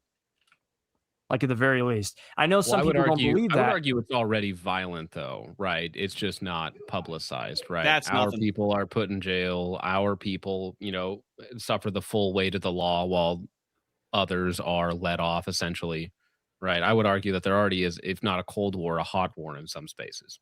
Oh, well, yeah. I mean, but I think we can all agree that when we talk about collapse or like race war, we're not talking about the way it is now. It's like way worse. Like it's The like Goy millions of slop is people too dying. good for us to take to the streets. Yeah, it can always get more violent. And when that shit kicks off, if it ever does, it's going to be like game over, especially for white people in America. Well, I'm It's- glad Artie brought that up because, like, I'm of that belief. Like, I go to Walmart too often to believe that we're going to be fighting each other in the street. Like, I think that people kind of LARP when they talk about this, to be honest with you. I fully agree. You know, and part of the argument here too is like all the guys who are pushing, like, we're going to be taken to the streets. There is no political solution, you know, burn it down, are the same guys who are getting told by their wife to take out the trash. So, like, you know, like, I That's can't nice. That's a good day. see it. You know, it's like, for me, it's a hard thing to digest because I don't see that energy from men unless it's behind a keyboard in a chat room somewhere like this. Right, and that's why it comes off as Fed posting sometimes. Right. Other people are going to be taking, you know, they're going to have this accelerationist rhetoric so other people go in the streets and do something stupid. Yeah. Yeah. And if anything, all that we do see that happens in the streets is the left wing. You rarely see the right wing engage in the streets. We're and not even allowed part to. of what you see in the left is like largely because it's being paid and operated and pushed out there. They're See, if allowed you to got Right. rid of that. traditionally. leftists, generally speaking, are allowed to operate violently in the streets, and then they Yes. have NGOs set up to get them out of prison. You know, remember during the Summer of Love, they had celebrities going out there and posting bail for, like, you know, violent felons, essentially. Kamala Whereas, Harris. again, if you defend yourself in public, you will be accosted, right? You will be punished for daring to defend yourself with violence, right? And we've seen this happen, right? You'll get the record while they get let off free. Well, we got I think it was in either Texas or maybe Michigan, where during COVID, hairdressers received citations for giving haircuts outside. That's how much we're not allowed to do anything. They received like $50 citations that were issued to them for giving haircuts outside, in comparison to the virus doesn't spread as long as you're protesting. If you go to school or work or anything productive, then it spreads. Right. Right. Yeah. And to just small reference back to DeWine went along with all of the COVID restrictions. It was bad in Ohio just as it was as much as any urban area. You know, just to point to the fact that he's really not any different or any better than what Amy Acton would be. Oh yeah, and they used that against Amy too, because she was like on the health board or whatever the fuck it's called. She was close to Fauci. Yeah, they were like, oh, she was a part of COVID or whatever. But I mean, yeah, I don't think that a collapse needs to happen, or that I don't believe it should happen. I don't want it to happen. And I don't think there's some resistance in America that's going to lash out and try to take this country back with just pure violence. Because if that was going to happen, that would have happened during Well, COVID. I mean, that very rarely happens anywhere. Usually it's some sort of military switchover or aristocratic switchover or something like that. It's very, very, very seldom like a peasant revolt, right? Right. Or color revolution. Now, there might be like pockets of like violence in the streets where things do get real sketchy for a while, but usually like a vast majority of the people in the country like don't actually notice what's going on. And they also view it from a standpoint as if like it's a Call of Duty match. Like it's all of a sudden it's decided we're at war and everyone gets out of their house and they gets their gun handed to them and they go start fighting each other. Here's your blue team, your red team. It's not like that. Many other, on the field journalists comment all the time about how they're going to the grocery store. People are carrying out their lives while the war is waging over here in this one part of, the town. So it's not like I think people watch too much Hollywood and their ideas come from their dreams and illusions of such. What would you say like viable solutions are? The way you conceptualize. Well, I think it's everything that Nick is, and I look back at what Trump is, right? And I think Trump was, for many people, a huge answer, right? Trump was a strong, centralized force where he was basically became an avatar. And, and I was actually going to flip this on when you asked, you said Groypers give different answers for Nick. Well, the same thing was true of Trump. If you asked them like, what does Trump stand for? What does Trump mean to you? People would have different answers because Trump became an avatar. But it was the point that he was this centralized figure. And much like what you're seeing with Nick was like, no matter what they threw at Trump, it didn't matter. He was just like tossing it to the side. Like the resilience, definitely. Yeah. And he just, he kept pushing, right? He kept pushing down the line. The same way I see there is viable political solutions in the rhetoric being pushed by Fishback. I think, especially if you take a look at that race, if Fishback wins, and some of the polling is even showing he has like a 5-point margin over the Democrat opponent if it was him in the general versus Byron. But I see that as a positive in the sense of if he wins, it is a W running on the America First platform. And other politicians will take note of this, maybe even calculating their positions a bit differently based on who their audience is. But it shows America First can be a successful platform. The evolution of what Trump should have done has now rests on the shoulders of Fuentes and Fishback and whoever else may fall into that banner who has the ability to do so. But I see it in a strong centralized force, which is why I am a Groyper, which is why I put my energy and effort towards Nick, a singular, strong focal point that can continue to penetrate inside the system. He definitely operates, his best function, I would say, is to be a kingmaker. He should never go into politics. He should try to be a kingmaker. Well, I don't think he would ever be able to at this point, to be honest. Right. So it makes sense that he get into politics. Yeah. Like directly. He shouldn't. This is his best function, I would say. So sorry, the political solution there is to support candidates that have the rhetoric that you have to affect change within the system. I would say the political solution at this point is to stop viewing Democrat and Republican as what's the reality. They're all doing the same shit, more or less. It's just you have one side doing it with the border open, one side's doing it with it closed. Ultimately, it's going to lead to the same thing where you're going to become a minority and whites are essentially just going to live on a reservation 100 years from now in their own countries. And it's like this like all over the place, not just in America, but in most of the West. And so well, go ahead, my bad. well, I mean, it's just there has to be something that's done. If it's not this year and if it's not in 28, but each election, each cycle, it does progressively get worse because there's going to be a lockoff point to where it's going to be almost entirely impossible for whites to kind of unify and get any type of representation because the very little representation they have is already gone. But is Fuentes really helping whites necessarily unify when he pushes away people that have boots on the ground, like white movements, like Return to the Land? And even it seems like the pro-white people were very much pushed away. And then he says and now he's hyping Vrillium, who has a very weird stance on white people. Very confusing as well. Well, maybe the point is that people do need for a short period of time to be less selective with the people that like at some point it is going to have to be like, obviously we disagree on a lot of things, but we are going to die if we don't get along for the time being with some of these people. It is going to be very, very bad for us if we don't try to use whatever power we have left, essentially. So you are going to be aligning with wacky figures, right? Right. At some point, it's going to be desperation makes strange bedfellows. It can be difficult to align with Nick Fuentes when it seems like it's dogmatic, where it's whatever he says is what's going to be followed. There doesn't seem to be a lot of like. Yeah, that's what I get a lot anyway. He definitely has a cult of personality, but I mean, if anything, that just goes to show like Gen Z, like how Gen Z feels about all this. And I mean, imagine Gen Alpha, like the younger people in this country, they don't care about traditions or constitutions. They want somebody to lead them. They want somebody to follow. And they don't, it is going to come off as a little cultish because that's just what else would you expect from a generation that suffered through, getting degraded for being white and, oh, you're a man and, oh, you don't accept gay shit. And like, we've been getting beaten down like before I was even in high school, before I even started dating, Tinder was a thing. Like that, my whole life, this whole experience of being a part of this generation has been crazy. And a lot of us, it is going to come off as cultish. It is going to come off as crazy, but you're going to get that regardless. You get that with people who are far left with the way they think and how they operate. You're going to get it on all sides.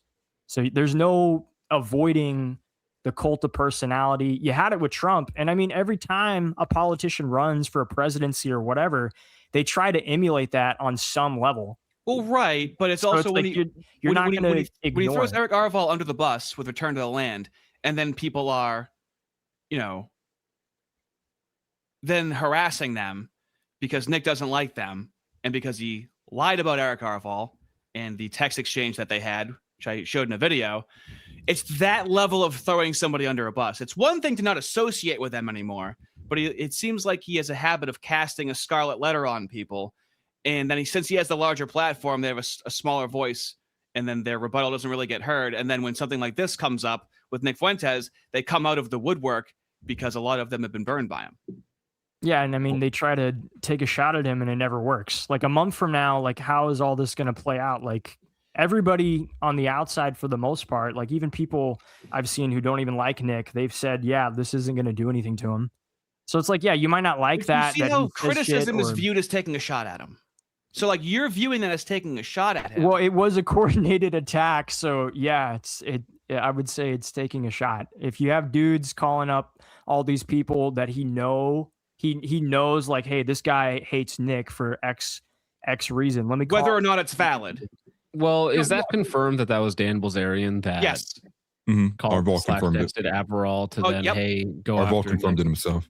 He did. Yeah. And I mean, like the scarlet letter thing, it's like, I get it, but you're not going to be able to ignore that. whether it's somebody like Nick or if it's some other person who's a streamer or a politician, like the people who are going to rise to power in the future of the West are going to be people who they're going to have like that type of just energy and mentality. And it's like, yeah, I mean, Arval, it was it a little extreme with the response? Like probably, but I would argue I would argue that guy also kind of shot himself in the foot when he started talking about mixing pagan gods with Jesus and like all this other shit. He lost posted a the lot most of horrendous people. chicken I've ever seen in my life. I would be Like, fine he if does it that to was the himself. criticism of him. Let's not act like that's the criticism of him, okay?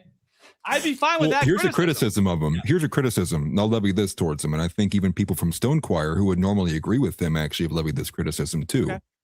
What Arval is doing is basically gathering white people, moving them to a technologically inferior area and making them targets. Like what he's doing is basically adding and organizing and taking, he's like, hey, whites, let's walk away from the levers of power. Walking away from the levers of power and balkanizing doesn't do anything to change the federal reality of the nation or the powers that rule over you. I mean, do we need to revisit Waco and Ruby Ridge again? Like, if they want to, they will. This is a Groyper interpretation of what he's doing. You can listen to his conversation with Devin Stack, where they talk about building parallel structures. He is. You don't know what the man's doing in the background. I've heard him talk about what he's doing in the background with Devin Stack and in other conversations, and he is building. Like they're building their own. But okay, so they're building their own schools. They're building an actual whites area, and then the Groyper response is, well, yeah, they're essentially targets. Well, Nick Fuentes is a target. Like, yeah, anyone that tries to actually succeed doing anything that's pro-white becomes a target, and that's why they're rife for infiltration. But Eric Arval's building parallel institutions more than Nick Fuentes is.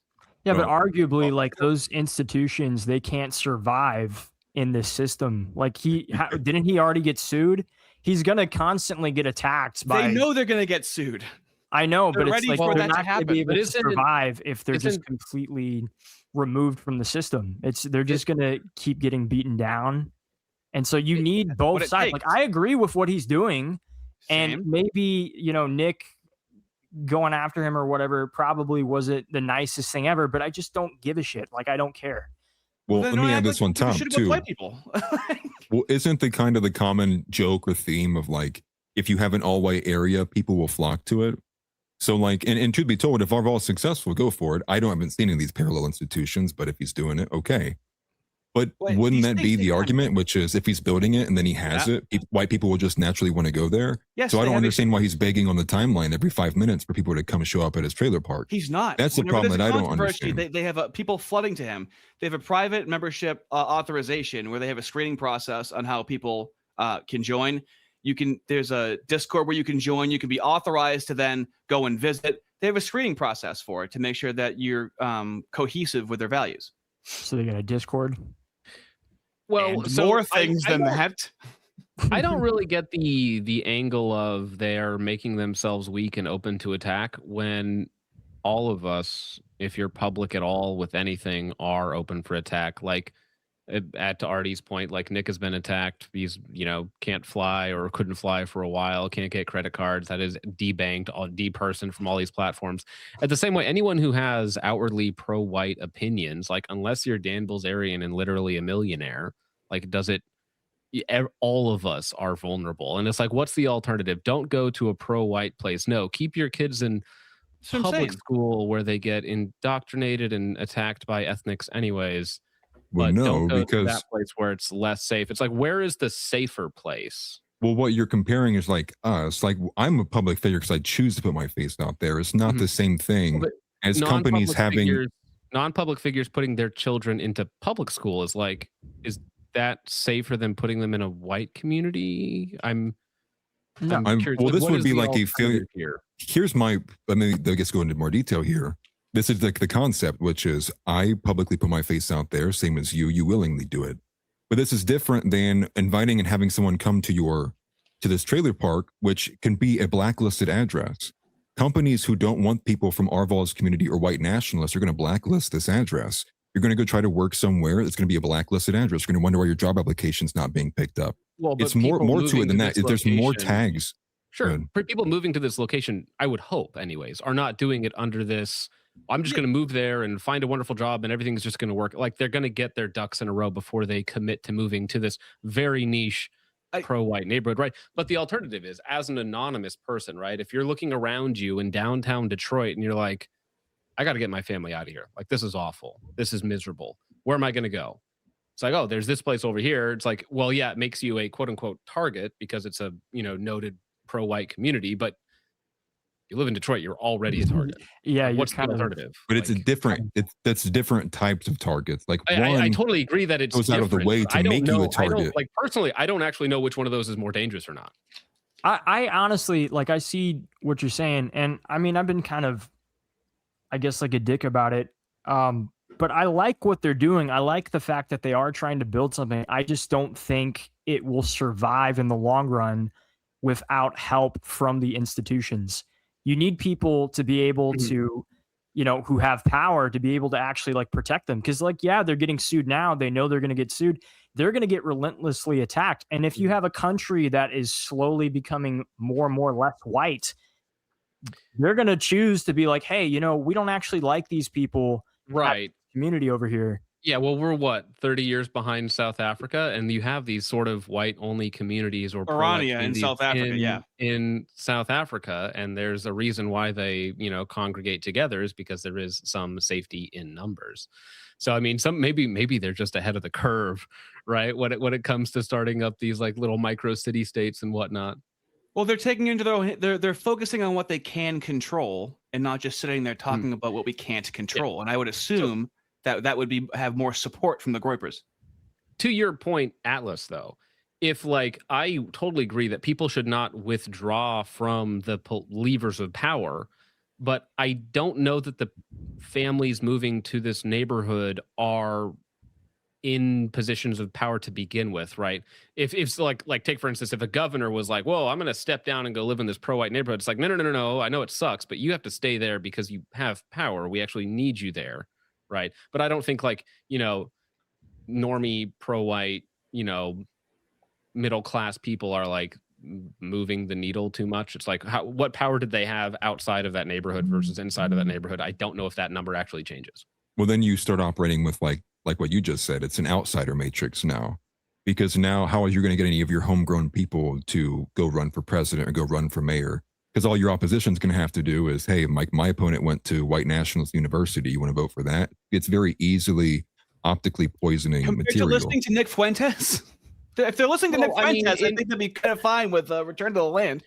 In a way, it's like, it almost, if like long term or even, depending on how it works out, if you get enough people coalesced into a single area, doesn't that give you power over like local elections, talking about like mayors and commissioners and stuff like that? So doesn't it make sense to sort of build it out? Like imagine, give it 5 years from now, 10 years from now, if this is just purely hypothetical, I don't know if this will actually happen, but where they actually do amass a large amount of power within the infrastructure that's already in these areas, right? So now it's not like this little micro city state that's self-sufficient. It's like, well, actually the mayor over there is actually one of us, and this business owner, and then these guys, right, and the commissioners and this, and now we have like, a seat of power almost.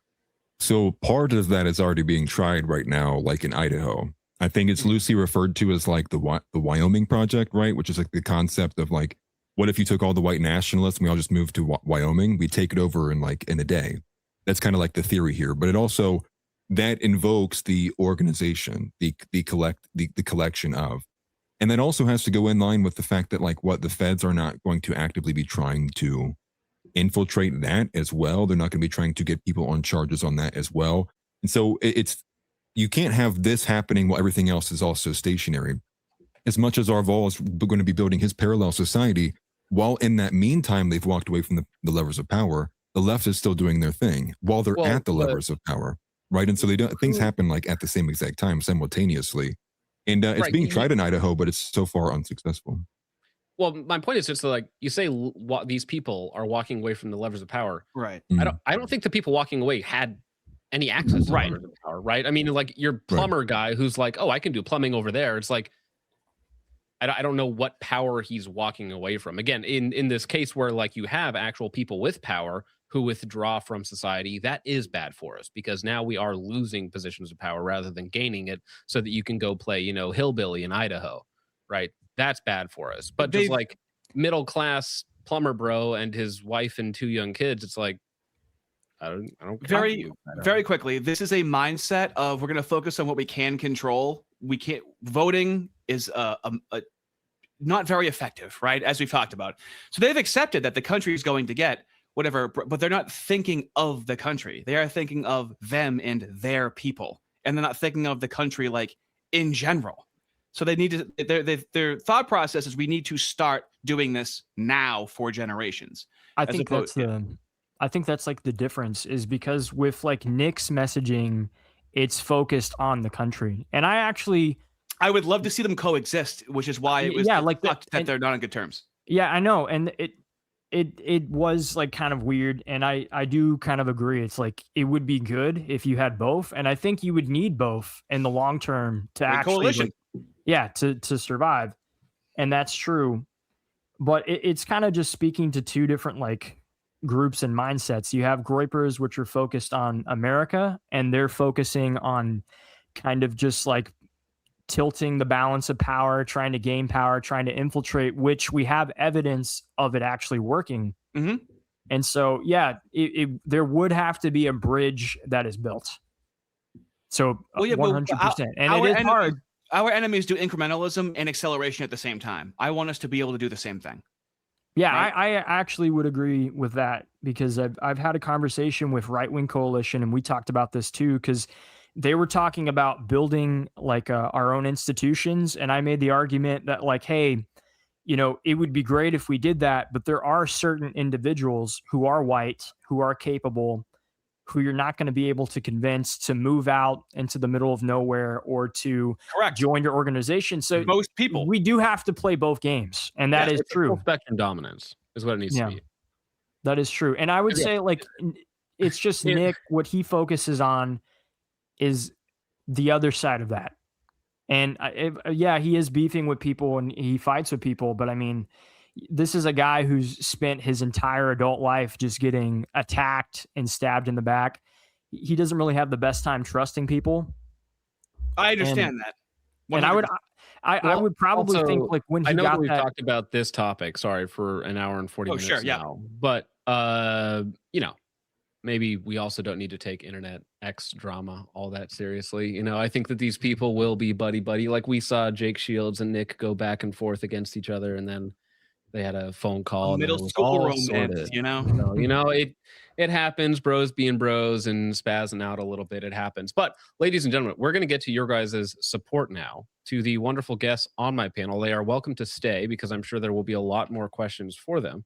Okay. But also, if they need to go, there is no issue with that either. I am not going to force you to be here, even though I would appreciate it. But either way, thank you. I'm dropping all of their links once again in the YouTube live chat. You need to go.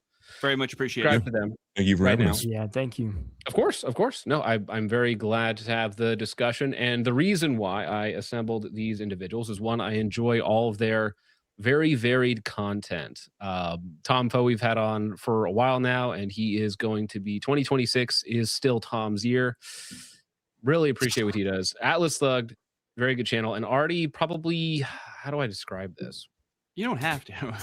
Cringecore maxing when it comes to like right wing. I'm YouTube commentary at the heart of everything. Okay? It's maybe a little bit more drama focused. Like the spoon guy that the utensil guy that I forgot existed, and then Brillium, and then for some reason I watched like a 30-minute video on Destiny and that Lauren Southern chick's. That's DM. your fault. You chose to do that. That was miserable. Why'd you watch it? Why did I know? I'm a dog shit. I remember. Feed the worst parts of your soul, okay? I remember watching what's her face, Lauren Southern documentaries like a decade ago, and being, at that time I was like, first time I ever voted, and I was, Trump 2016, let's go. They had that energy, and it's like, oh yeah, there's this based e-girl, and then 10 years later, and it's like total e-girl death. Mitchell Black for 10 says, I woke up for this one. Thank you very much, Mitchell Black. Appreciate that. Lightsport for 2 says I stopped my Battlefield 3 video for this. Better be good. Well, I hope you enjoyed it. Thank you, Lightsport. Battlefield 3 is goated. Operation Metro. Yes. That's right. Well, hey, we're almost going to get real life Karg Island. Maybe you never know. Unlimited tickets. No, we only have like 1 million tickets for that one. Amrite Boy for 2 says that wasn't church appropriate. Listen, he's just saying that his brothers need Jesus, and he's correct. I mean, objectively, they are the brothers are going crazy out there. Okay, and I have to save the West. Save. I'm gonna say. What do you say, Artie? Moose are Satan. So save the white race. Okay. Okay. Yes. Moose are Satan. No, Tengus are the devil. Okay. Gas, the elves. Elves is another word for the moose. Okay. Made popular by who's that libertarian? The elves is fitting. And then fork baby Pajets. What? Eat the Pajits, maybe? Run over by. You don't have to do that. Hey. Okay. Run over by trains, planes. Oh, speaking of getting run over by planes, did you see today a Frontier Airlines flight ate somebody walking on the runway, like literally? Dude, I saw that video. Yeah. That's crazy, bro. Anyways, never realize bear fork blondes. Instead of going back, can we go to the future where we win with Yakub and live in Agartha and save the white race? Well, that's a reflection of my content. That's somebody from my audience. That's what their brains are like, and I apologize for that. Okay, I can't control those people. All right. Lightsport for 2 says Artie sounds like he's overweight. Have you seen the thumbnail? My muscles are ripping out of my shirt.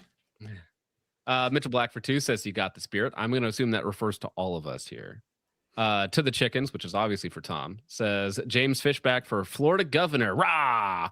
Well, here's the thing. Do you think that Fishback, give it like 4, 5, 6, 8 years, whatever it happens to be, has the possibility of being the first Brazilian, Guatemalan president?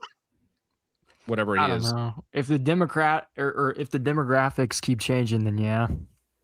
It's actually true. Maybe he will be the viable candidate for the Republican Party because we'll be like, 40% Mexican at that point. Yeah, once we're white minority, he'll really lean into the Hispanic heritage, Right. Yes. Well, what's funny is, though, you guys saw in Minnesota, they had a Somali candidate get BTFO'd because he was the wrong type of Somali, right? So There's they had literal tribal warfare. Yes, he was from the wrong tribe of Somalia. So his own constituents, who were mostly Somalia, did not vote for him. So the white girl won, right? So no, that's what we're going to have, though, right? Because isn't there? I'm sure there's, I don't get up to what the Southern Americans do for their borders, so I don't know if Venezuelans like hate Guatemalans or whatnot. I know Puerto Ricans are gay. I know that's the meme. So I don't know. Maybe he's the wrong type of brown. All right, Smelly Balls for 2 says Atlas Moggs. Yes, he certainly voiced Moggs. Smelly balls. Appreciate it, Smelly. Dillweed for Ted says if this is the first American Gatekeeper session, yes, I thought that was a funny name, then is the audience the homogenous, obvious men of obtuse standing? Yes. No, indeed. no. Do you see what that acronym says? Yeah, I know. No. What are you doing? I didn't sign off on that. Well, no, you saw the title, the first American Gatekeeping session, fags. I actually didn't realize that. I love it. Oh, that's my fault. That's wow. what I did. You that. Yep. Mitchell Black for 2. I had to think of something funny. Mitchell Black for 2 says Atlas is married, so you're safe for now, Andy. Okay. Thank you, Mitchell. Lights for another 2 says, Andy, what are your thoughts on a gym membership? I think they mean Artie. Oh, my thoughts on a gym membership? Mm-hmm. Are you gym pilled? No, I should be. Mm. You want to know what? I really shouldn't say this. I prefer doing yoga than going to the gym. Yeah, you should not have said that. You're right. A lot of liberalism in my blood. There's nothing I can do about it. Yeah, that's cringe. Well, maybe enough divine liturgies and that will purify you of your yoga obsession. One day. Joe Billy for 10 says, just happy to catch a weekend string. The work week is rough. Yeah, I apologize. Yeah, it was very rough work week this week for me. Yes, I had to get up at noon every day and figure out what I'm doing with my life, and rinse and repeat for 3 years. Deadpool for 5 says, hello, my federal moderate Democrats. True. As a trans Afro-Cuban, urge my fellow Muse, do not redeem Vivek. Do not redeem. Do not redeem. Do not redeem. Yeah. Well, real. so Based. wouldn't this be funny though? Is if the end goal of all this infighting and Ohio talk is just that Vivek wins anyways, Well, it's likely. and it's just well, yeah, I know he's slightly down in the polls, but again, it's like, well, that was worthless. We just all burned a bunch of political capital for nothing. This is why I hate the "fell for it again" award, because that makes people not try. Even though I might disagree with what the Groypers are prescribing, I wouldn't say to them "fell for it again" award or anything like that.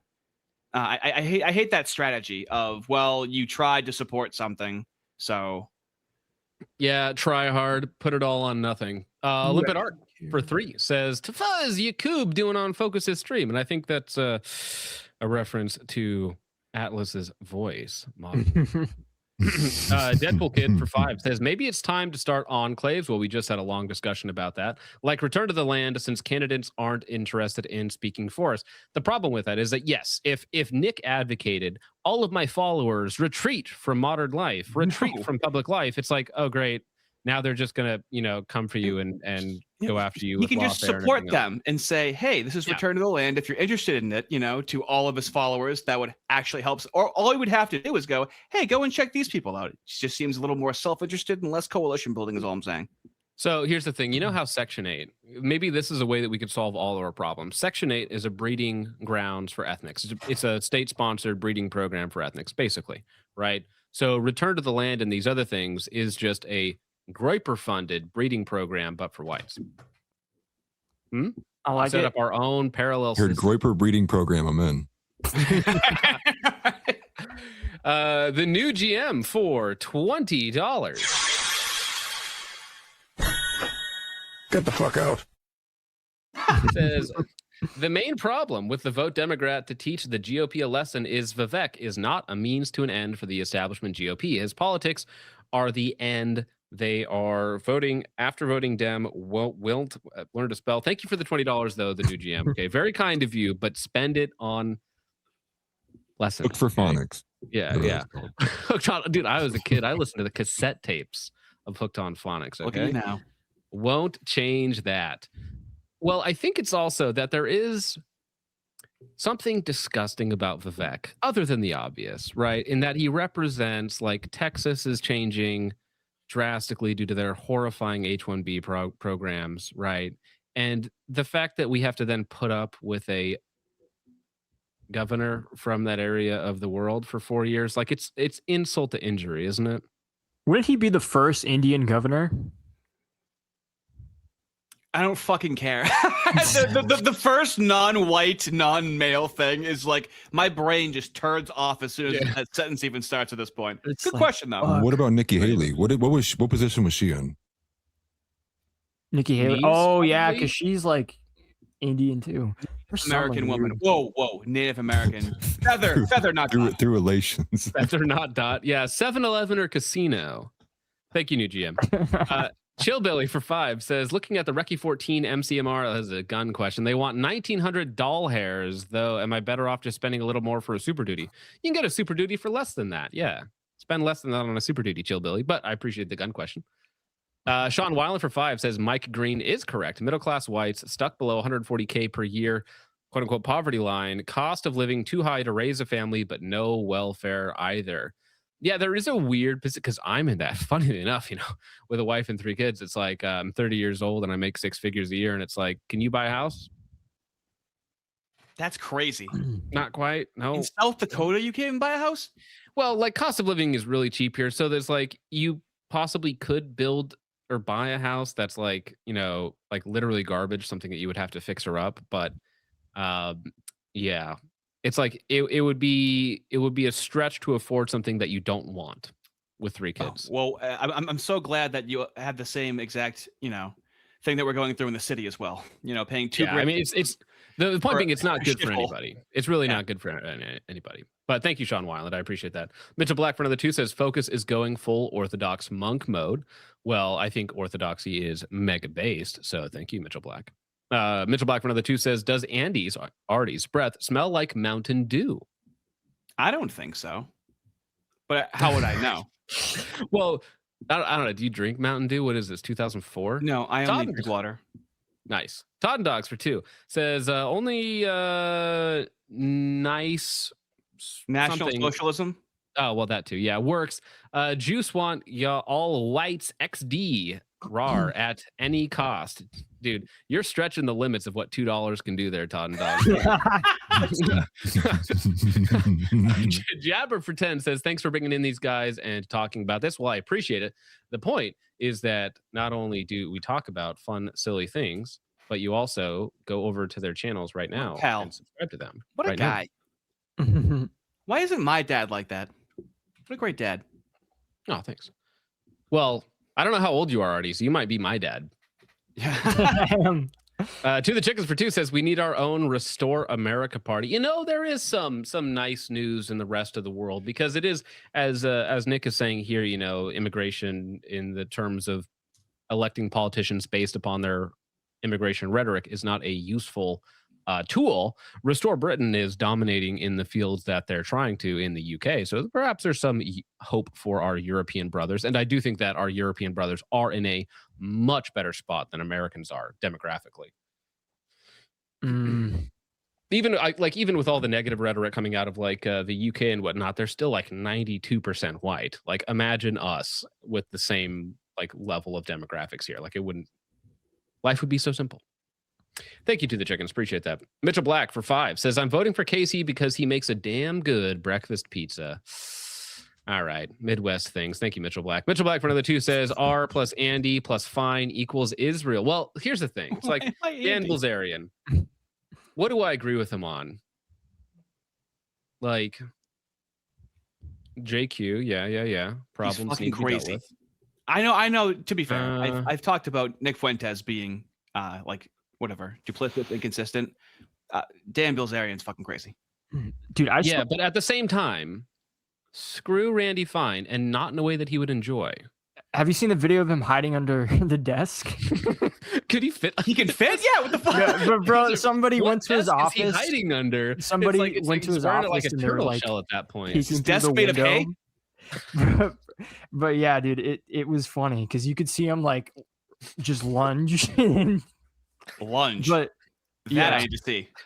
Yeah, but I do need to see, yes, him making any sort of athletic movement is just comical in my mind. But like with Dan, I remember back in like, it was either 2017 or 2018 when he was really popular on Instagram, and he was just posting pictures on yachts, and he had like that website where he was like, yeah, subscribe to the website. You'll see women flashing their tits and their vagina, and I'll do coke. And so when he started talking about like the politics shit, it was really weird because I'm like, this dude in is that age.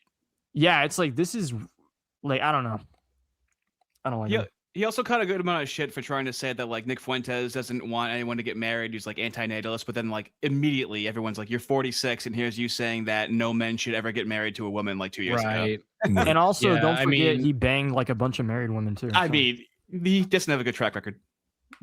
Well, I mean, I love the position of kill all pornographers when you spent most of your life doing, you know, things of that nature, which is well, you see, he would know. Right. Awkward. Oh, it's the same thing like Andrew Tate pretending to be based. It's like, didn't you like trafficked women? I don't know. Something about that man seems off. All right. Just weird accent. Off. Yeah. The walk too. Have you seen his gait in real? Like, it's very strange for such a masculine man. It's a strange gait. It's a shame you kind of look like him. Shut up. All right, whatever. He's gone. Todd Dogs for 2 says, stop carrying the water for non-whites and crypto juice. Crypto juice. Is that like dude, I got called a, what was it? Christo-fascist? Wow. Crypto-fascist? I like that one. Which is like, okay, yeah. That was kind of fair enough. hardcore. I mean, it's accurate, so okay, whatever. Based? Yeah, it's like, and Mitchell Black for 2 says, Vrillium gives me the ick. Well, he would like to give you something, that's for sure. I honestly, okay, this is the thing. So Ortho Bros online, like orthodoxy blowing up, very based, heck yeah. Vrillium's like a really ugly mark on all Ortho Bros. Like, I know. It's awkward. The dichotomy between him and like the average like Luigi or someone like that is just polar opposites. I'm like, you two shouldn't be in the same faith. He's a communist Orthodox Christian. This is how confused the boy is. How do you even make it through your catechism and baptism? He's just Well, a I mean, snake. Make it easier. there's a Now problem. listen. Well, there's a problem in all denominations. Like I know there's lots of people who are anti-Catholic because of it, like liberal things that certain Vatican people do or priests do or whatnot. But it's like every denomination is going to have liberal priests and clergy. It's just how it goes. Thank you, Mitchell Black. Appreciate it, sir. Tottendog says Dan Bilzerian is edgelordism. NF is gaperism. Only NS for the win. So who is this magical NS person that you're talking about, though? Does he actually exist? Is he in the room with us right now? Yeah. Yeah. I mean, I'm willing to hear you out, but of whom do you speak? Thank you, Tottendog's. I mean, unless he's chilling in Agartha right now, in which case, it's like you got to bring him back. Josh for 5 says, we will remember John's hair and make his barber a martyr, humdala. Yes, my barber is unfortunately me, so I hope not to be martyred, or maybe I do hope to be martyred. I don't know, whichever one's more effective. ZH for 10 says, Artie's confusion about Nick is why Nick needs to be the leader of the AF movement. If the AF movement is to be successful, Nick is really talented, and for now, no one else can do what he's doing. Well, when people call Nick just a podcaster, like that seems strange to me because he wields a lot more political influence, and like Atlas was saying earlier, like people looking into him specifically, like we got to root out groiperism from our institutions. He seems different than like, oh, you listen to Joe Rogan, you're an extremist, we've got to get rid of you. We got to excise all of the Joe Rogan listeners from our community. It's like, well, yeah, I think there is something different there. Well, and have you noticed how Hassan Piker is embraced with open arms from Democrats, even though he's a communist? Okay. So my issue, and I've said this before, is that like we tried fascism like one or two times. Okay. They get to keep trying communism and failing like over and over and over again. We can't get like fucking a third or fourth try. It's fucking incredible. Dude, that's what I'm saying. Well, how many times are you going to openly call for violence and like not get arrested? Like, why is no one calling him a Fed? Where are the Fed accusations to Hassan Piker? Because the left is a two-tiered system, isn't it? Because yes, the left can call for violence. Like even Twitch, right? If you are mildly right wing, you're going to get zoinked immediately. But because you're butt buddies with the CEO and the degen who runs it, right? Guess what? You get to do whatever you want. Same with the political system. Thank you, ZH. I appreciate that, sir. Mitchell Black for 2 says, be silent, Artie. A white man is speaking. I'm 100% European. I can show you my 23andMe. I got to push back on that, Mitchell, because I think everyone on the panel is ethnically diverse. So we got a strange, like, Tom, can you pronounce with for me? With? Sorry, what was that? With? Okay, that was better. Usually, a lot of the times in videos, it's with. Yeah, see, dude, I have like a speech impediment, so sometimes now I feel bad that I'm making fun of you for a speech impediment. I mean, it's fine. It's fine because I'm actually Native American. Okay. Well, wait until you hear him say both like a black person. Yeah. See, my great grandfather was from a tribe called Chickahoe. Is this true? Are you? It just sounds like you're making fun of Chickahoe. Yeah, was that the one that fought with Botham, or am I misremembering that Chickahoe's history? It fought with these. Yes. Okay. Yeah. Okay, yes. I always. I'm actually Asian. That's what I am. I did hear that. Yes. Yeah. Yes, all the black people were saying I was Asian. So. Yeah. You're right. You know what is actually the worst phenotype? It is Asian chicks talking black. Oh, dude, that's a tough one. Yeah. What's that? What's that one actor? The actress chick who's in like she voice acts and everything. And her voice is fucking awful. Ashwagandha or whatever the fuck. Ashwagandha. That's a drug. It's some bullshit like that, bro. But you know what I'm talking about, right? Named after a nootropic. I take 600 milligrams of ashwagandha every day. What are you talking about? ZH for 5 says, Nick does not flip-flop. He explores both sides of an issue on his show. If you just watch his clips, it looks like he often changes his positions. Now, to steelman that, like I talk, and everybody else on here talks for a lot. Like anybody who streams, you talk a lot, right? So I talk for 10 hours a week. So if you want to find me saying something weird 3 weeks ago about this and then compile it with something I just said during this stream, it's going to look very conflicting when it's taken out of context or just new information has come out, right? Yes, this is what Hassan Piker fans say all the time. That's out of context. Yes. Well, but I mean, context is important, though, right? It does matter. I'm not trying to open up a can of worms. I'm sorry. It's how I was born. I swear my mom raised me right. I just never listened to her. It's just like I can't let the Hassan Piker comparison slide. Like now I got to step back in. No. That's well, I'll give you the last word and I'll stop talking. No, you're fine. Keep going. I won anyway. I love it. I mean, in terms of like, not to keep going on this, but in terms of effect and size, like, I mean, they are comparable opposites, right? Not the same thing, but I mean, what is the closest thing that the left has to a Fuentes? It's a who's aggressive in their rhetoric. It's a Hassan. Hassan's retarded, but you know, whatever. Well, Nick isn't violent. He doesn't have violent rhetoric. Well, I mean, here's the thing. Like, I play Nick clips on the show all the time in the intros because they're so funny. Right. Yes. You know, and he does absolutely say wild things, you know, like beating women and whatnot. It's funny, though. It's funny. I don't take that seriously. Compilation of 11 videos I've made on Nick Fuentes on my channel. I have like 11 videos made on him. I've said good things about him, bad things about him. I've been kind of back and forth on him for the past 6 months. Have you seen, did y'all see those clips that one time where Nick had that like New York Times piece or the Time magazine piece, and then Hassan was complaining because oh my god, they're like, they only give me sections in the fashion section. They never take me serious. It's like, dude, this faggot, bro. Dude, I've used him. I've used him in videos where he's like splayed across a bed on GQ, and I'm like, oh, imagine if Nick Fuentes laying on a bed on the cover of GQ. Wasn't Nick just interviewed by some newspaper? Who was it that had him on there? And then New York Times. Was it New York? Okay, it was New York Times. Okay, yeah, no, not a fashion article, but I do have to say that there is nobody who has more consistently awful fits than Hassan Piker. Like, just absolute dog water every time. It's remarkably consistent. Head's too small. It's not his fault.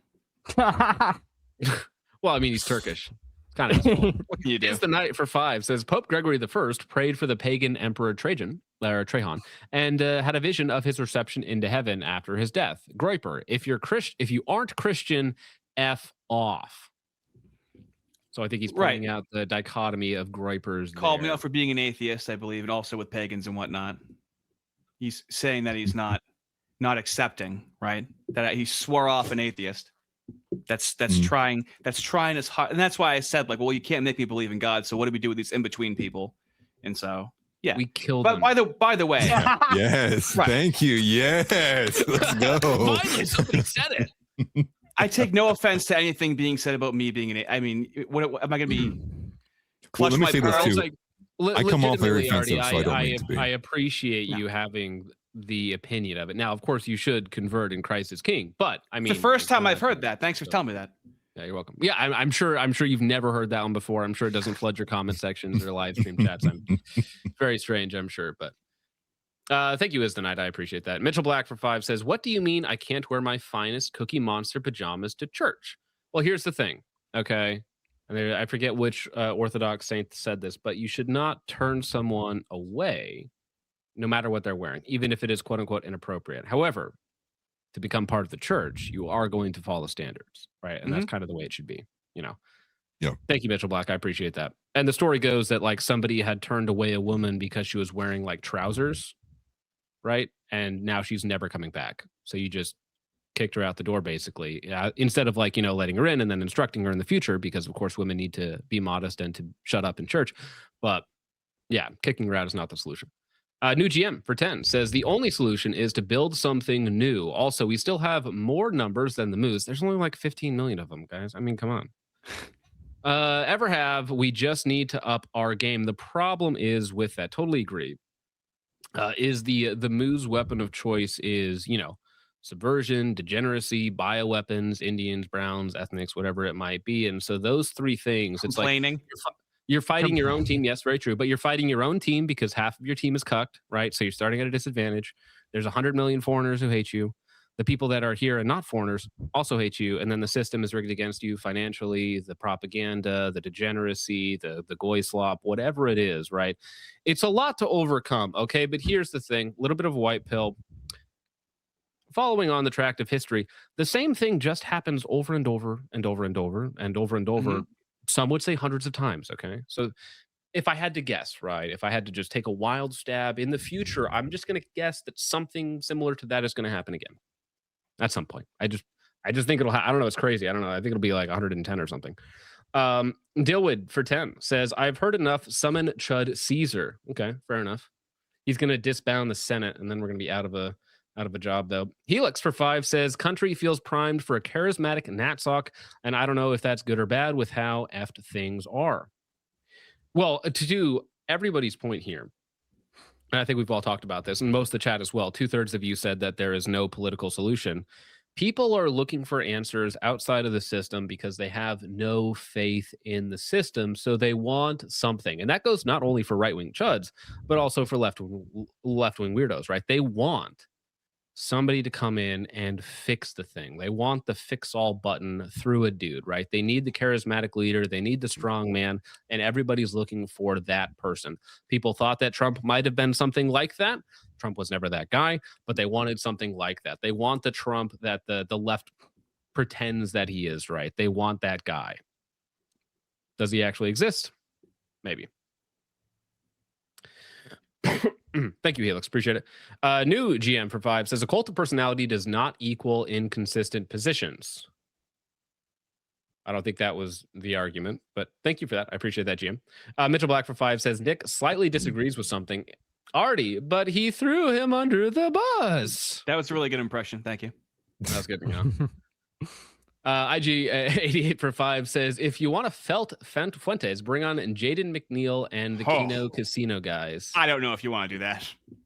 I don't know this lore. I mean, I know Kino Casino, but who's Jaden McNeil? Like Artie, but gayer. Is it possible? Jaden McNeil has been like hating Nick Fuentes for like a good 7 or 8 years now. He is probably one of the #1 Nick Fuentes A-loggers. He loves him. Well, listen, yeah. I mean, so desperately. Everybody has the same like 3 washed up jokes that they use about Nick Fuentes' past, right? Catboy, Cammy, the gay porn, transgender porn. That's just J6 Fed. Yeah, but there was a lot of people at J6, so I mean, that one there, that's I haven't looked into that one. Already, everybody's a Fed. We're all Feds. But well, I'm a Fed. I know that. That's why I'm paid to be here, dudes. But actually, I'm totally not a Fed. You can totally trust me. Yeah, Focus Trip asked me before the stream. He said, "Hey, turn your phone off real quick. I want to ask you a question." That was a callback. That was a good one. Prime Minister visit next week. And are you free, perchance? I work for the FBI. I am a federal informant.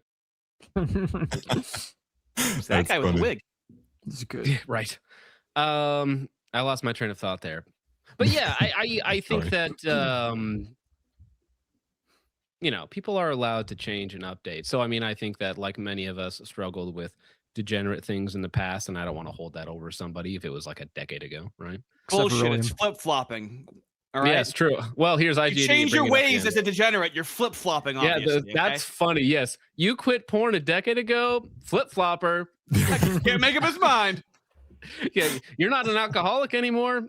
Couldn't hack it. Quitter. Yeah, that's funny. Inconsistent position is what I would say. Right. IGD for 5 says, remember when the Catboy Führer, that's funny, tried selling you Kanye as president?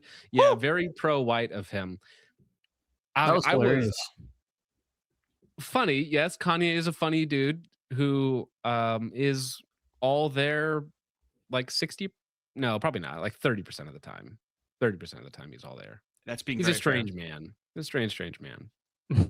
He's a sick fuck. He likes to quick fuck. He likes it. Dude, he likes it. He gets his bitch the nip tuck. He's right there with it. That was an alley-oop. Yeah, lyrics I never knew was a white man, which again, I just don't know what ethnicity Tomfo happens to be. Or ex-wigger. Just to niggify it for you, okay? Yeah. Wiggers 2028. Which is actually something that we didn't even get to is Groyper's acting black. I had that written down, Artie, but we didn't get to it. Isn't it really even a conversation? All right. I mean, like Alice Thugged over here just sounds like fucking Isaac Hayes. Okay. Well, that's why I get all the ethnicity accusations. It's because I am white. My last name is Shepherd. It's a British English name. Like I'm white. Cool name. But he has to show his face, otherwise everyone's like, "You're black." Right. Yeah. Well, right. That's true. So when I show up to pick up my medicine, he has to show his. Yes. What are you gonna say? Well, half the time I go to pick up like pizzas or like prescriptions and stuff, I get all the time. They're like, I was expecting somebody different, and I'm always like somebody black, and they're like, yeah, and it's a great way to start a conversation. Put your hat backwards. Does that help out, dude? Does that help? Yeah, right. They don't believe me half the time. Josh Howard over on Ko-Fi says, if they're not doomers, get them to lay out how we win. And I think that actually came in like at the time that we were talking about what is the solution, which we already talked about. Thank you, Joshua Howard. He also says, we don't have a lot of time. We got to win now. Gonna start fucking, dude. We can fuck our way out of this, I swear. How do we win now? Like, how is that even mechanically possible? So what Hitler did was he actually took all of the Brazilians out of positions of power, and Germany recovered very quickly. So I would do that. What's funny too is actually the longest empire ever, the Byzantium Empire, right? That lasted, up into the 16th century, 15th century. Also banned certain people from having positions of power. It seemed to be very effective for a long period of time. It seemed to bring a lot of stability to the region. I wonder why we don't get to try things again, Yeah, exactly. It worked before. It can work again, It's like summer camps. It worked the first summer camps. Jared for 2 says, please get Jake on Redoubt and grow the hair back focus. I'm trying as fast as I can, I guess. You have to catch the VOD as I am watching Scarface with my family right now. That's a wholesome family movie. Scarface. A good family movie. All right. As always, Christ is King. God is good. Thank you very much. Very base. Christ is King. Thank you, Jarrett. Astro Genius for 10 says, catching up. How is Fuentes making short-term coalitions with unlikely allies against the moves not realistic, and yet they admit all of his plans are short-term because he's reactive? So I think these coalitions kind of come and go, and so it seems like it's short term, but then there's a suggestion that he's like planning for 2028, planning a longer term thing without any actual plan in sight. So I think what this person is saying, since they said moves, this is definitely a person from my audience, is saying that like it kind of seems like they're he's making it up as he goes. But then there's like a suggestion that there's like a longer term plan. He doesn't know what it is yet, so it seems like a series of like post hoc rationalizations for a shorter term plan. Isn't he pretty obvious that he doesn't like have a plan when it comes to like GOP versus Democrats? Because he said like 2026 we're getting rid of all of the undesirables. 2028 we're not sure yet, right? I mean, isn't that like exactly what he said? Like 2026 this is what we're doing. 2028 we're not sure yet. Yeah, because they said they're refining. He's like refining the movement, trying to kind of like weaken the GOP, and then 2028 it's something else. But I mean, like you can make the argument that like anybody who's in a position of power right now, even in our government, like they don't know what the fuck they're doing anyways. Look at the Pentagon. Look at Iran. Like half the shit they tried with Iran didn't even fucking work. What are we doing in Iran again? What are you talking about? The war's over. As far as I'm aware, it's been over several times. Now the problem is Fuentes, as far as I'm aware, doesn't really make a lot of coalitions, and that's Artie's critique, is that he doesn't coalition build because he really doesn't do that much work with other people. You can say, oh well, he hung out with Sneeko or Clavicular, but it's like he also that's who you choose to hang out with when you hang out with someone. Well, yeah, but then he turned around when Sneeko started posting coal and was like, get this retarded, get this faggot off my timeline, right? Say the next word. Yeah. One of the whitest ways to not swear is going, nigga. Oh, dude, that's perfect. That's the one. Yeah. That one. Anyways, get that guy off my timeline. That was good. Yeah, thank you. I like it. Well, I guess to comment real quick. I don't know if I'm talking over anybody. You're good. On the unlikely allies portion, I mean, if you were talking more about like this like right-left divide, you see it in the America First United thing. Like left-wingers refuse to walk away from their supreme principle of being anti-white. And that's why it's like you can't do much with the left. Unlikely allies in terms of like, I guess, people among the right, we still come across these huge major core issues, which is you'd like to, I mean, what about Devin Stack, right? Devin Stack or Arval, you look at some of these other figures, but it's a huge difference of the top principle, which is, again, it goes back to white first versus Christ first. And it's like something that's like almost irreconcilable because it determines the future and forward vision of what takes priority. And it's like we would like to have a bigger coalition, but how do you do that without immediately But he infighting, hangs out with forgive me. Clavicular and Sneeko, dude. Like, who does he hang Well, out those with? are like personal friends. wise? You're looking at personal friends as if he's co-signing them as endorsements of political coalition allies, which that's not the same thing. He's allowed to have friends. I mean, everyone's allowed to have friends. I have You're friends who all- are leftists who work in California, but I don't sit there and say, hey, I can't be friends. I have a political show. Well, I mean, right. there are Muslims in my But chat. he's making right now. content with them, right? And Yeah, so, but like, they're all where's the content Christians that he's creators. making? Like Okay, they who do is he that doing every that with? day. That's Like, Christian. yeah, but Or like Catholic. you're an atheist and you hang out with Christians. So what is? I'm not like, who pushing America cares? first. How would compare me to Nick Fuentes? So he's okay. So on one hand, I understand the cultural aspect that he's pushing because we agree that he's a streamer and he can't be engaged in politics. So all he really has is culture, and the culture of America first is from Nick Fuentes. And I just don't see like a Christian culture with him, with who he spends his time with, who he hangs out with. It's kind of confusing. Which is but that's also like an insane critique coming from a self-admitted non-Christian, right? How It's is that like, an insane critique? Even if I don't know how to fly a plane, if someone's shitting Because- their pants while they're doing it, I might have us. Maybe you shouldn't do that. You know, because you're making an argument from a position that you've already said you don't hold, right? So it's like he could make the same argument back to you. So what does it mean? I then? mean, you're kind What? of also approaching it from like, if you're a Christian, you can only talk to other Christians, or Well, you can you're only saying hang out with other Christianity's Christians. Which is important for the movement. nonsensical. Well, okay, So- there's two separate things here, entirely two separate things. You're trying to combine them and consolidate them. Okay. As a Christian, Jesus, for one, hung out with sinners first and foremost among most people. For his political project? That's exactly the next point, which is Okay. which is to say he didn't make his disciples a bunch of sinners.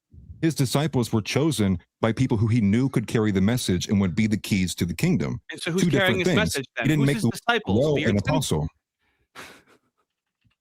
Who are Nick's disciples then? Beardson and the other. But why like, dude, you like, when it comes to Sneeko and Clavicular, and by the way, What's the he was function of- friends with Clav like way before Clav was like famous. Like they like before he blew up and stuff. Like, that's just his friends, and his friends just so happen to be streamers. So every time they hang out, they're streaming. So it's like he's not Right. doing it to like push anything. Like, he's going there to hang out because he doesn't have a lot of friends to begin with. Like, Well, Right, the same could be just- said about me right now. Like, why am I doing content with Artie? Is that what I should be doing as a Christian? I mean, like, I find that to be an extremely weak critique. If and at all. also, yeah, like they also Well, they debate like think all Artie the would have time. more of a Aspects to point if there to was his like a content. real coalition building, or like they were endorsing, like if Nick was endorsing Clavicular's political positions. But as far as I'm aware, I don't watch any of this content. Clavicular is just like a retard. Right?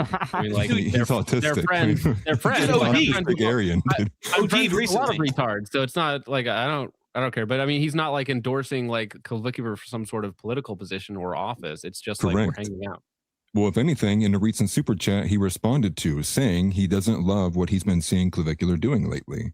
See, But here again, we go. We have the Groiper interpreter, the Groiper magisterium, to it's for explain cool. the position. Sweeper. We can call And it it's sweeping. required because what people like Artie and others, and I'm not accusing you of doing anything directly, but many people do this, which is they see a few clips posted by Fuentes Updates and Kaiser Rev, and they're like, that's it. That was the whole take. And it's like, the show was 2.5 hours long. Yeah. You listen to 7 minutes and are now holding him to the 7 minutes you have here, removed of the context, surrounded by the other hour and 55 minutes or whatever else may be in there. And again, and it's not even just in that show. Sometimes when you make statements, you're referring to things that you mentioned 2 streams ago, a week ago, 2 weeks ago. Mhm. And it's like when you remove all of that context, it makes it easy to point out or make someone's position out to be something that it's not. I mean, I'm not the only one that's misinterpreting it, but the original point that I was making, where the cultural aspect. So what I see from the Ortho Bros is more of a cultural aspect made by Jim Bob, Andrew Wilson. It's more of a cultural aspect with their content because they're not going to be, they're not politicians and whatnot. So they really hunker down on the cultural aspect. With Nick Fuentes, I mean, he just seems like he's friends. Is he friends with anyone? Did he, I mean, That Andrew goes What out Wilson. is makes Andrew fun- Wilson's number one Andrew- critique? What's yeah, Andrew this is- Wilson's number one critique? Well, When most people think of Andrew Wilson, they say he is not doing what? being a good Christian? Well, Exactly. calling out Okay. the moves. And why or- is that? And would yeah, you defend that? Would you say, do you think that Andrew Wilson's a bad Christian when he carries out his content? Well, I would like to know how he's being a bad Christian. They usually say that Well, his wife. okay, well, would you agree that First his he's the number married. one critique levied against Andrew Wilson in these debates is that he's not carrying himself out as a Christian? A sewing circle Christian. Yeah, so he's not. Yeah, he's not. Right, and that's he's his top saying term. non-nice words. Yeah, Correct. So he's created this kind of tag term that goes back at the people who have that top critique of him. But I would defend Andrew Wilson.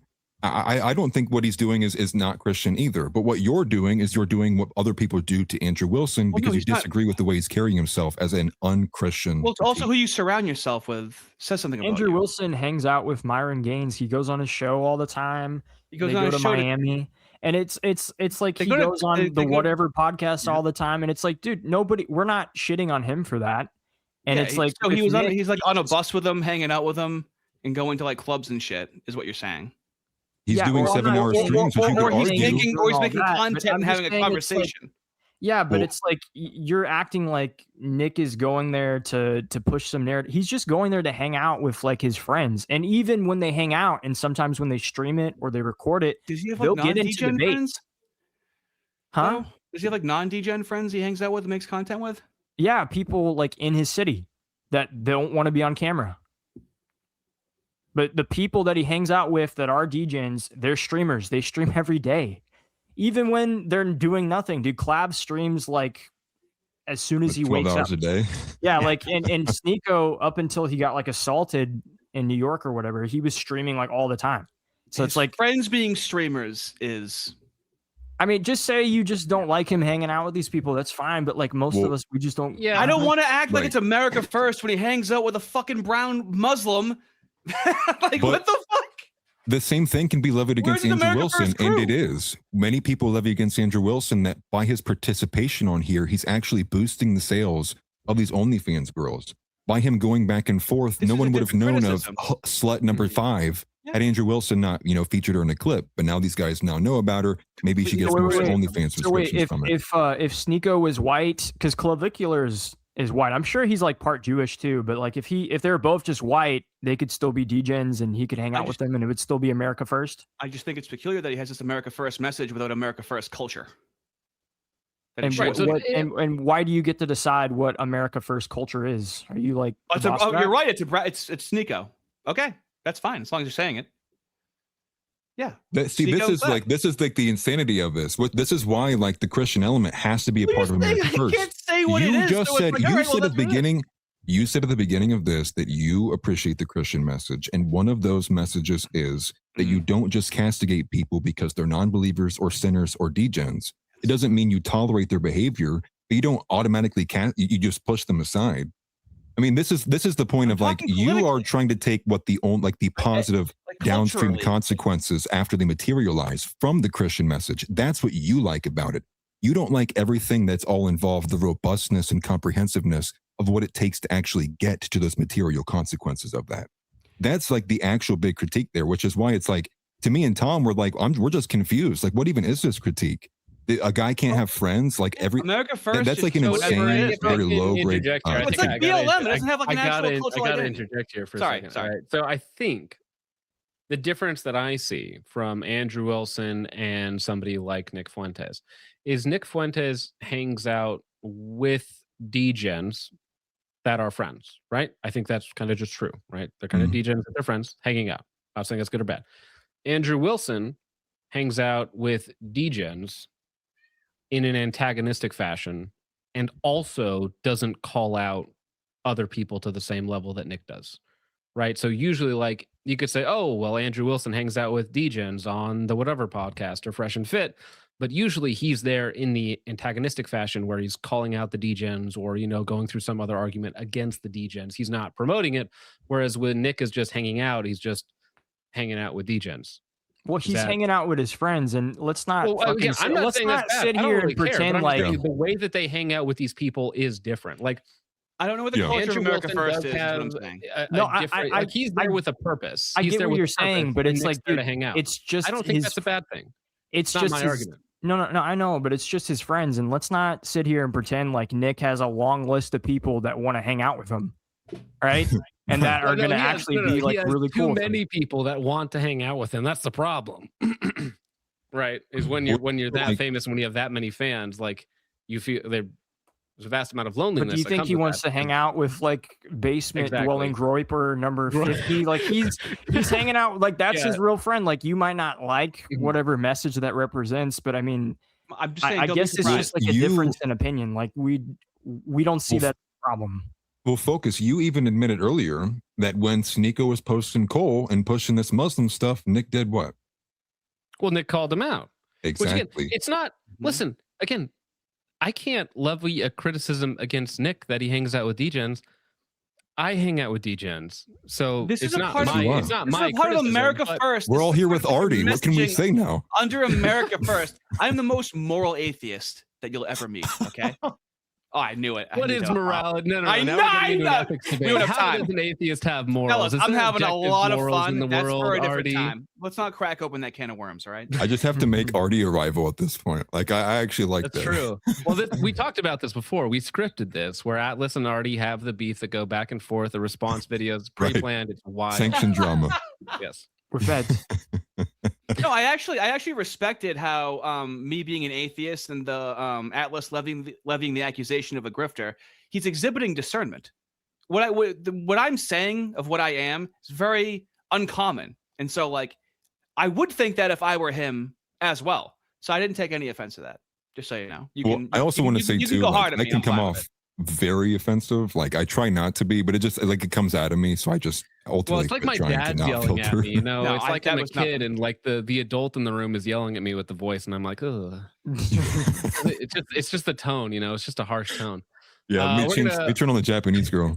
Well, I imagine Atlas Thug's like angry voice is way more intimidating than my angry voice. You know. Yeah, we're gonna have to hit Atlas. Let's with the voice changer. Next time he comes on, he's gonna have to do something else just Oh, so you're it's less bad. intimidating.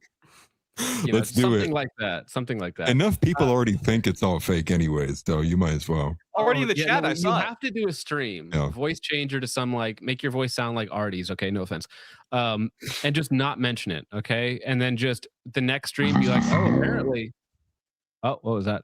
Apparently, I forgot. Oh yeah, make your voice lower. That'll be real fucking awesome. Well, this is the baby. It's like a Does it 9 sound string better now? guitar.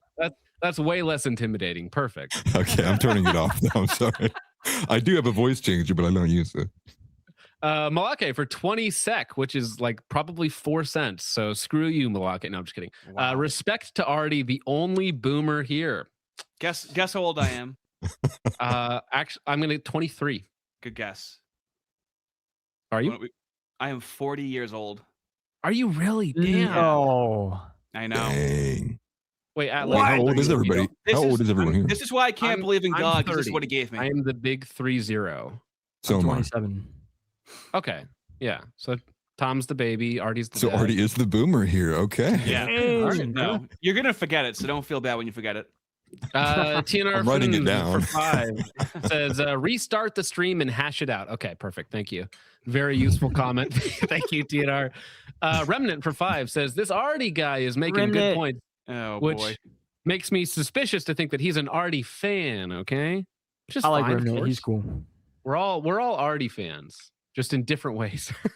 Right. I'm a really enjoyable person to not like, so I understand that. He's like Beryllium in that way. I am. No. But I'm a good No. version of shitty things. I'm a good version of an atheist, right? Without the trans background. Right, I'm top just- shelf shit. There you go. He's in your movement, but nobody Well, wants wait a him, but we second. have to deal with it. Artie, I need to make sure, okay, if I have you on, you know, and in the next couple weeks it comes out that you were tranny posting like 3 weeks ago, like that's not going to happen, right? Yeah, you're totally not gonna make that a thumbnail, right? Yeah, so I'm totally not going to stream for 6 hours on that and profit wildly off of your transgender past. I mean, you already gave me muscles. Surely you can, give me a It's top. fair. Oh yeah, You Grok can is give doing him real horrible things to tits. you. We can give him a brain. as opposed to boy tits. Thank you, Remnant. The new GM says, no, I won't get spelling lessons. Well, that one was spelled Wow. correctly, so I think you're on the mend. Thank you, new Show GM. you. Jury, yeah, keep showing me. Preferably in red. Jury Seller for 10 says, decent budget flow through suppressor. What's your opinion? Budget? Damn. Budget and flow through don't really go together. Reduced back pressure can, the YHM cans that are reduced back pressure are okay. I'm trying not to bore the panelists. That's about it for reduced back pressure. You know, I would say B&T, but B&T doesn't exist in the USA right now, so don't buy those. Yeah, YHM. Thank you, Jerry Seller.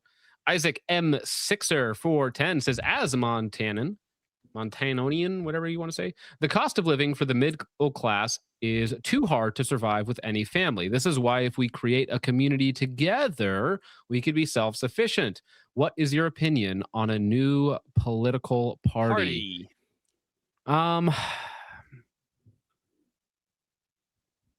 To Nick's point, I think the GOP needs to be destroyed or reformed in some way. Like, I don't think the GOP, like, if you look at your destination, where you want to go, the GOP, not going to take you there. Okay.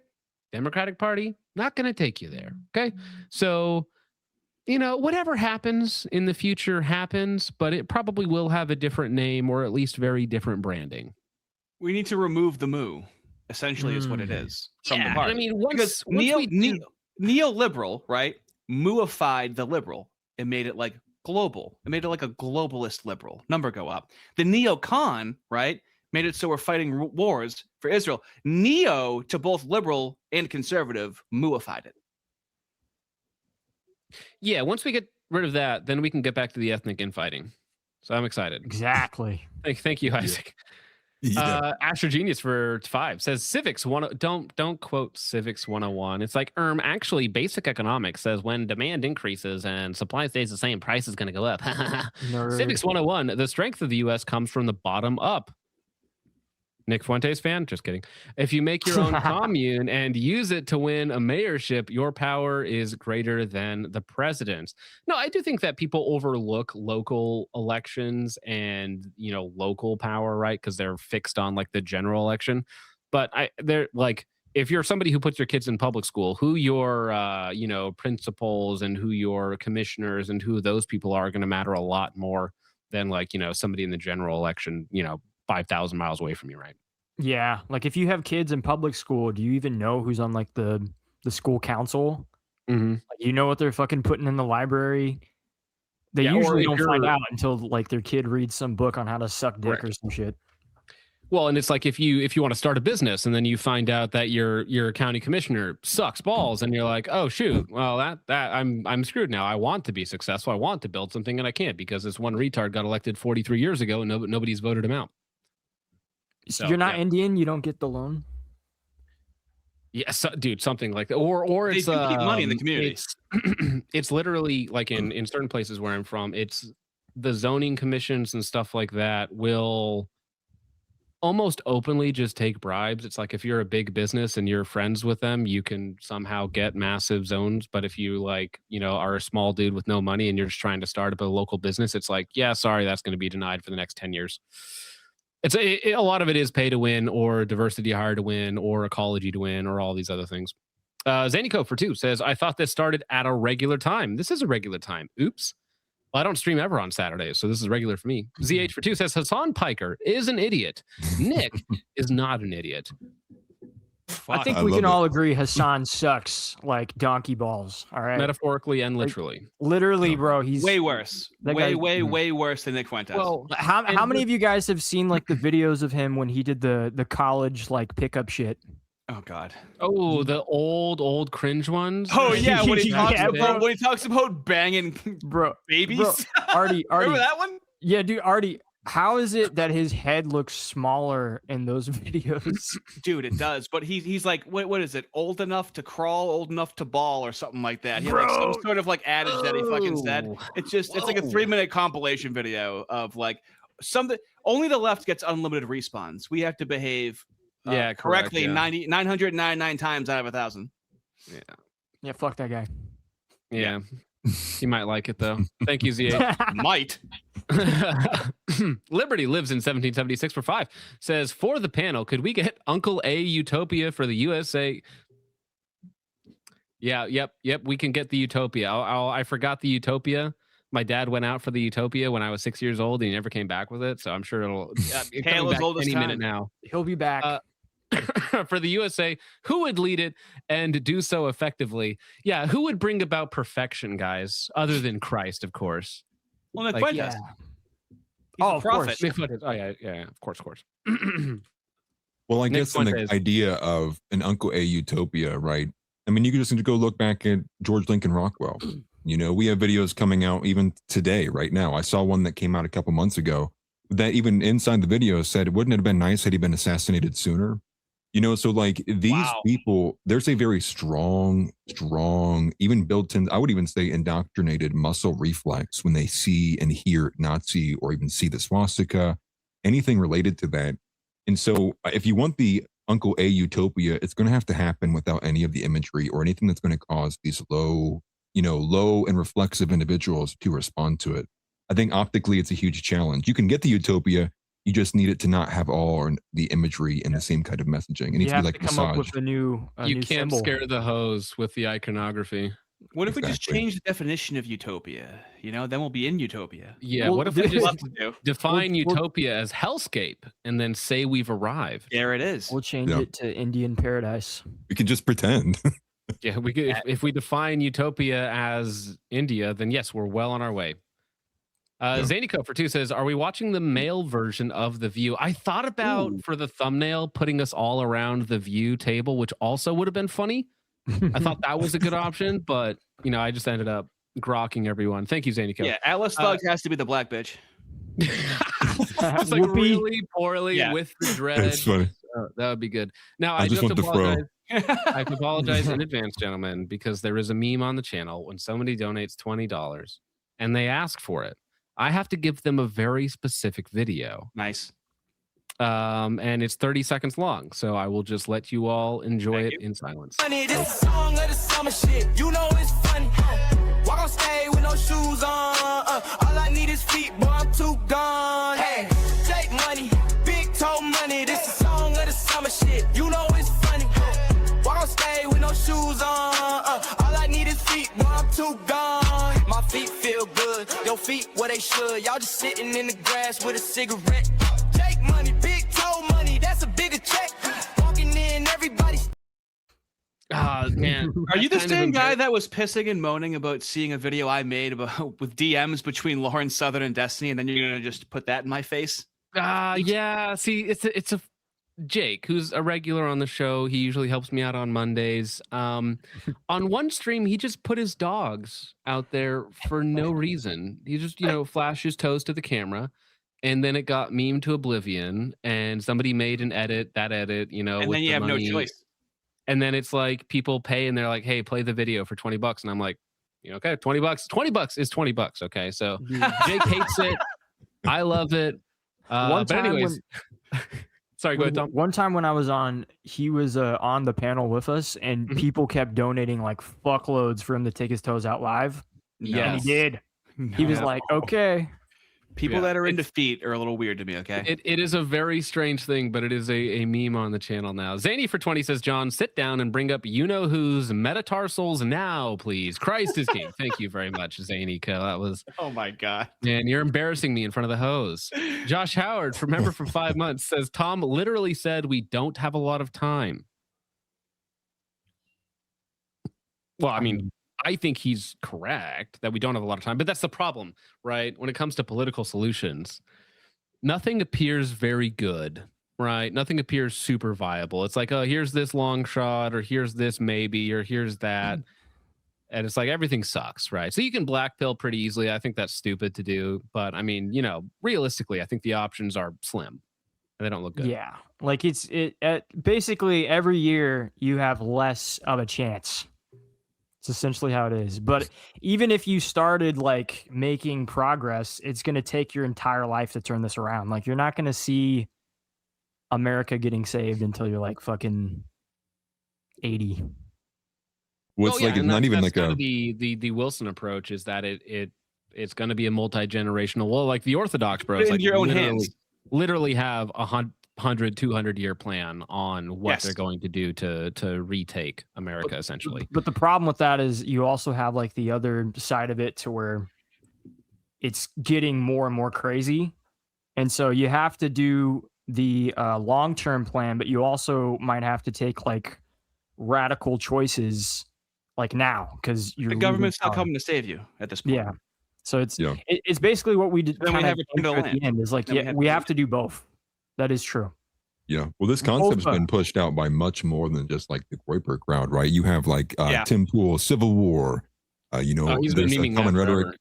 Yeah, like taking referring to like what the United States does is in extracting the wealth from the country, stealing the silverware off the Titanic as it sinks. All these ideas have been out there for a while. Most people, I guess, right now are kind of guessing what is that timetable? Is it 10 years, 20, 30, or even less than that? Well, you see, the people stealing the silverware and the gold that are very obsessed with these shiny things have a boat that they're about to flee to, right? So I don't think they particularly care all that much. Wait, it's going to Israel? Did you just say that? Did I say that? I mean, I did, but not in those words. Maybe you didn't. No, okay. Maybe that was me. Well, actually, where do you think they're going to go next, right? Because after the parasite kills the host or bleeds the host dry, it goes somewhere else, right? So they've been making inlays into like India or maybe even China in the Far East. So listen, the next host, who knows?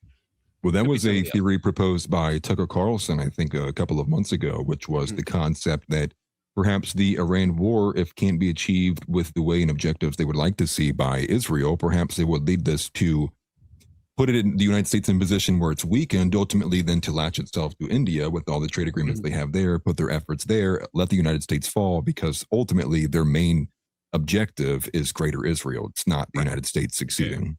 Yeah, they have no long-term plans with USA as anything other than a bolstering to their cause. Now, it's funny enough that you mentioned that. Like Vox Day, if you guys are familiar with him, back in 2016 was talking about the Israel-China connection and saying that was his guess, was that they're going to China next. And this was like 10 years ago. He's talking about that. Dillweed becomes a new channel member. Appreciate that. Thank you, sir.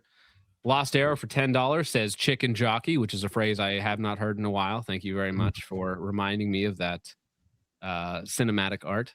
Central Saints Defense for 5 says gonna have to catch the rest of the stream later. The kid fell off of the trampoline and broke his arm. I am very sorry to hear that, Ben. That is rough. Ben is our cool guy, security guard, police extraordinaire who protects events from bad guys with a sniper rifle. But I'm very sorry to hear that. I hope that he has a very quick and speedy recovery. Godspeed, boys. Christ is king. Thank you, Ben. Appreciate it. Hopefully he sent that super chat after he was in the hospital, not as it happened. He's like, guys, this just happened right now. Let me make sure this goes through. Credit card in there. Excellent. Down. He's like filling out the form for his kid as he's watching the stream. Big pill money pops up. He gets distracted. And then funnily enough, though, okay, this is true. That song with the gentleman's toes has been played in court as evidence because during an arrest, my stream was on. So you can hear the audio on body cam. It's a matter of public record. It is a matter of public record, and it is literally part of somebody's criminal history. So that's funny. Very, very strange. IG88 for 5 says, was Fuentes using discernment when he went on a 24-hour live stream date with Catboy Cammy? Well, this was okay. I know the Groybers have never had to have this conversation before. No, I know. Right, my take on this is that was stupid like 8 years ago. I don't know. Right. Well, they pointed out what it's just like they call him a Catboy, and it's more so like this dude was more so a weirdo than he was anything like a cat boy. But again, it's the same. These are like the same. How many times has been litigated like over and over and over again? And it's like Nick, it answered for it then. He answered for it a year later. He answered for it 2 years later. Now we got to the point where it's like he responds in certain ways to it because it's like he's not going to answer for it for like the 4 millionth time. It's like Trump disavowing white nationalism for the 85th time. He's like, what do you want me to say? What do you want me to say right now?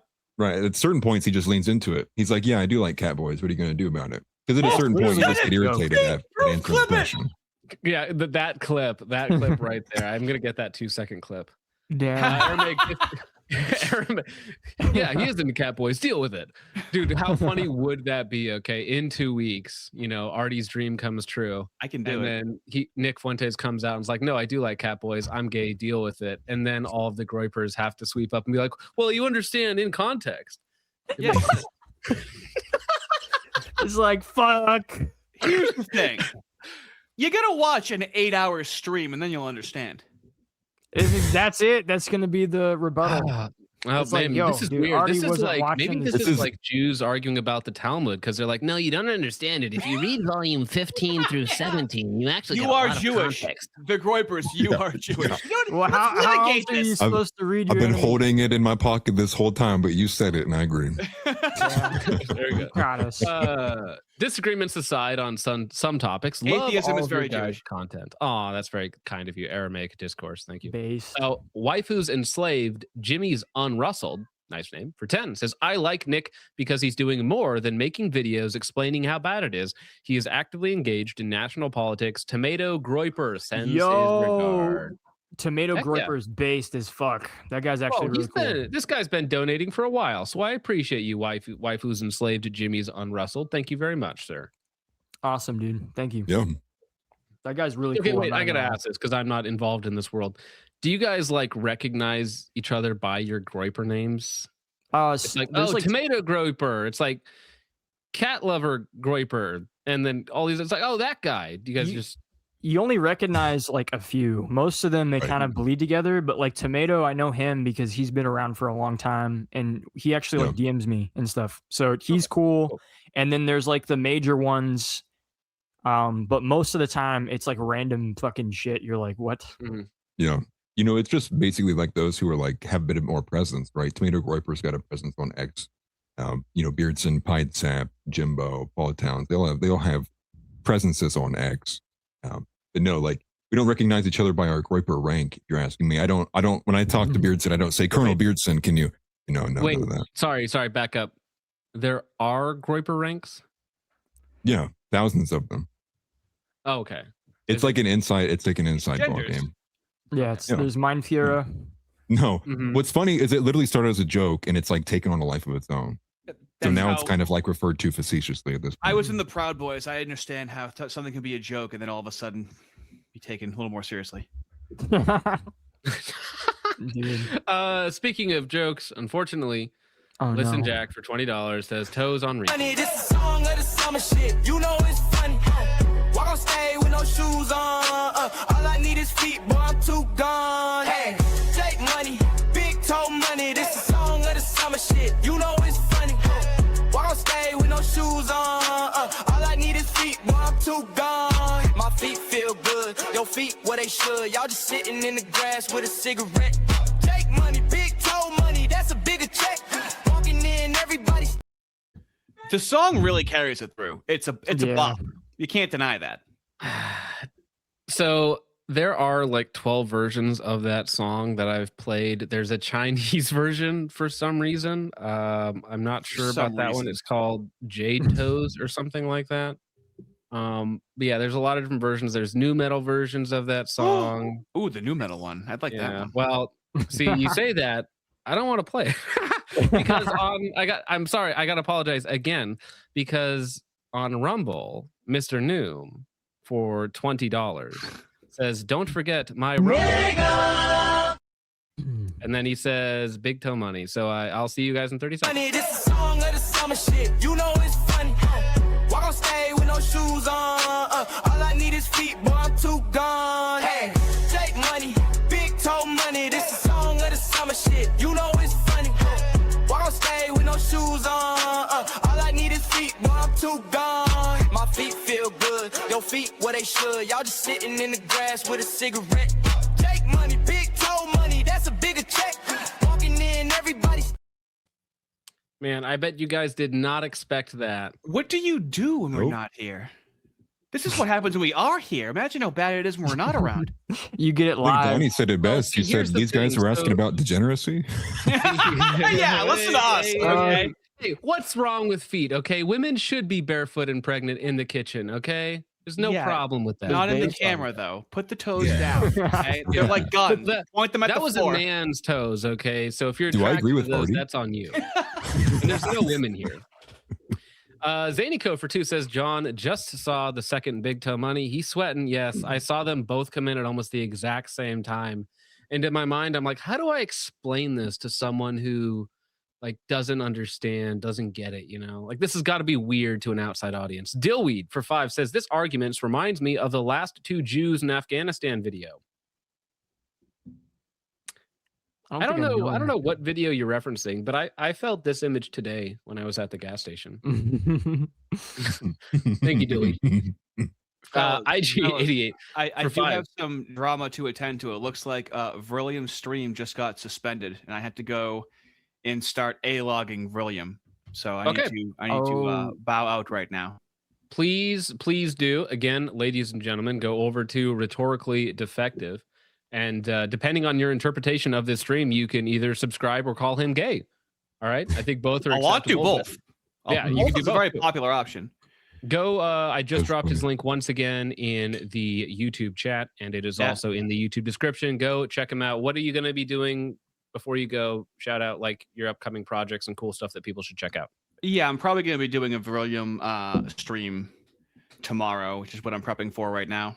That's on the horizon, currently logging him. Also, 2 Groiper fellas here. No bad blood whatsoever. Atlas Thug, we can talk shit to each other anytime. There's no bad blood. Okay, bud? I appreciate it, man. It's nice to meet you. Nice talking to you. Tom Foe, nice to actually officially talk to you right now since my Dude, audience has been ranting and raving about you for months now. So yeah, no, dude, this was a cool conversation. I'm glad I got to finally talk to you, and hopefully we can do it again. 100%. Focus. I had a great time. This is one of my favorite collabs I've ever done. It was actually really fun. It wasn't awkward. I appreciate that. I'm glad, and I hope that it helps you out considerably, sir. Yeah, you should go check out Rhetorically Defective because his content, while yes, he does cover the cringe out there in the universe, it is very funny. It's very informative, and I appreciate it. I watch it, so you guys should too. Jeez. Yeah, some of the best streams for sure. Have a good night, fellas. Thank you so much. All right, later, dude. Good night, Yes, take care. Also, Jesus loves you. Oh, I'm too late. You got him. Don't worry. Got him. You heard it. Yeah. Crisis King. I know. I was trying to fit it in there. IG88 for 5 says there's 2 Groiper ranks, tops and bottoms. Fuentes is the latter. Don. No, Fuentes is a virgin, which I do not fault him for. That's mega based. Okay, as a Catholic man that is not married, that is the correct position. Thank you, IG88.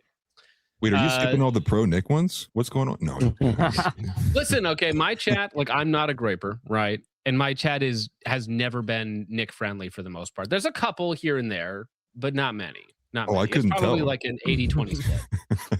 Zanico for 2 says we are Big Toe Money strong, and then oh my god, Zanico, you suck. Like, and your C-class performance also sucks. Okay, you know what? This is for making fun of my C-class performance. Big Toe Money. I'm gonna kill myself. This is a song of the summer shit. You know it's funny. Walk on stage with no shoes on. All I need is feet, boy, I'm too gone. Hey, take money, big toe money. This is a song of the summer shit. You know it's funny.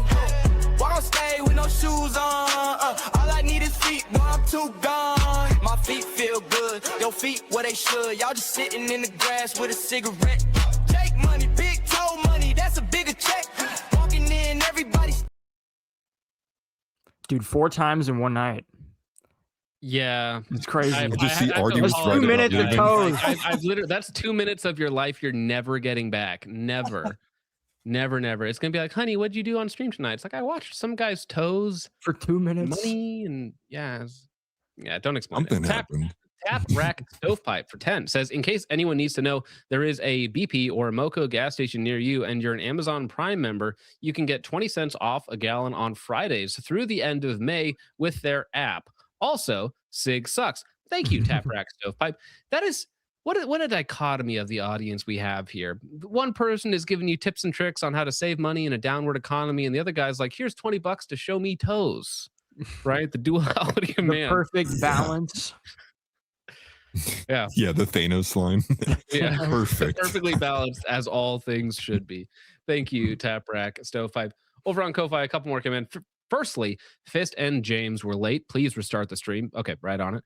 Secondly, I think we can have a moral obligations to engage political and cultural change as well as forceful. We can't afford to leave options off. We just have to be not stupid. Well, I mean, all rights, like everything comes down to force, right? Everything comes down to who can actually tell people what they can and can't do, where they can and can't go, right? Everything, people like the libertarian LARP of like, we can just pretend that the levers of power don't exist or we can ignore them. Like it's just a LARP. It's so stupid. It's such a waste of time. But he also says no black pilling, which thank you very much for that, rambunctious inquisitor. Okay, guys, finally, thank you very much for giving me a large section of your time. I wasn't sure how long that was going to go, but the super chats do as they do. Atlas, first time on the show. Thank you very much. Please tell the kind, wonderful viewers who are watching right now, obviously where they can find you is Atlas Thugged, but what they should be looking forward to and what type of content you produce. Yeah, you can find me at Atlas Thugged on YouTube. It's my primary. I really don't mess with the other ones. I tried messing with multi-streaming. It's probably going to go into the closet for the time being until I can figure out how to multi-stream at a better efficiency. But yeah, my Twitter's there as well. Also, I do a live stream that's also on Apple and Spotify called Offensively Accurate, but I'm kind of all over the place. I make videos, I make documentaries, and I also do the live streams. But my primary focus right now is doing the live streams, and that's basically where I'm at. Heck yeah. Thanks What's your for having me. I next, appreciate it. of course. What's your next video project? I think one of my next videos may actually be taking a look at why Dan Bilzerian's campaign actually has no chance at all. Taking a look at the demographics in the area, the 6th congressional district of Florida, and why Randy Fine is ultimately going to steamroll him if he continues his approach. Interesting. Okay, good. I'll be looking forward to that video.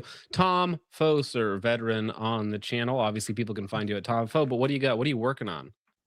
Oh, well, I have a few like ideas for some videos, but right now my content's been pretty reactionary. Just when something happens, I just record a hot take, but I just ramble and yell. That's pretty much it. Okay, fine. I'll do a better job of selling your content. He makes great educational content. Where you will learn so much, so many wonderful things. It will literally blow your mind. Plus, he has a very base profile picture, and that's really all you need, okay? Because Surf's Up, I would say, is criminally underrated. If you go back and watch that as an adult, like, it is such a good movie. It's hilarious. It is great. It's peak Goyslop, okay? I know, you know, whatever. But I mean, art. like, listen, okay, It's yeah, art. We're taking it with us, all right? Yeah, Surf's Up is art, and Tom is the artur. Okay, so go check out his content. And honestly, just for the thumbnails alone, okay, he puts a lot of work into those, and they're very based. You can also follow him on X, which I just dropped both of their X links in the YouTube live chat. And with all that out of the way, gentlemen, we'll go ahead and we'll move that, get rid of that. Okay, ladies and gentlemen, thank you very much for hanging out for this special Saturday edition of the stream. Thanks to all 3 of the wonderful gentlemen, Artie, Atlas Thugged, and Tom Fo, for coming on the stream. It is the weekend. Go out there, spend some time with your family. Keep the grind up. You know, you still got stuff to do. We still got stuff to work on. You should be going to bed early tonight so that you can go to church in the morning, of course, gentlemen. But get out there, spend some time with family, get some working out in, get some dry fire in. And with all that out of the way, thank you so much for watching, hanging out, supporting, lurking, and the rest. I'll see you in the next one. God bless. Christ is King.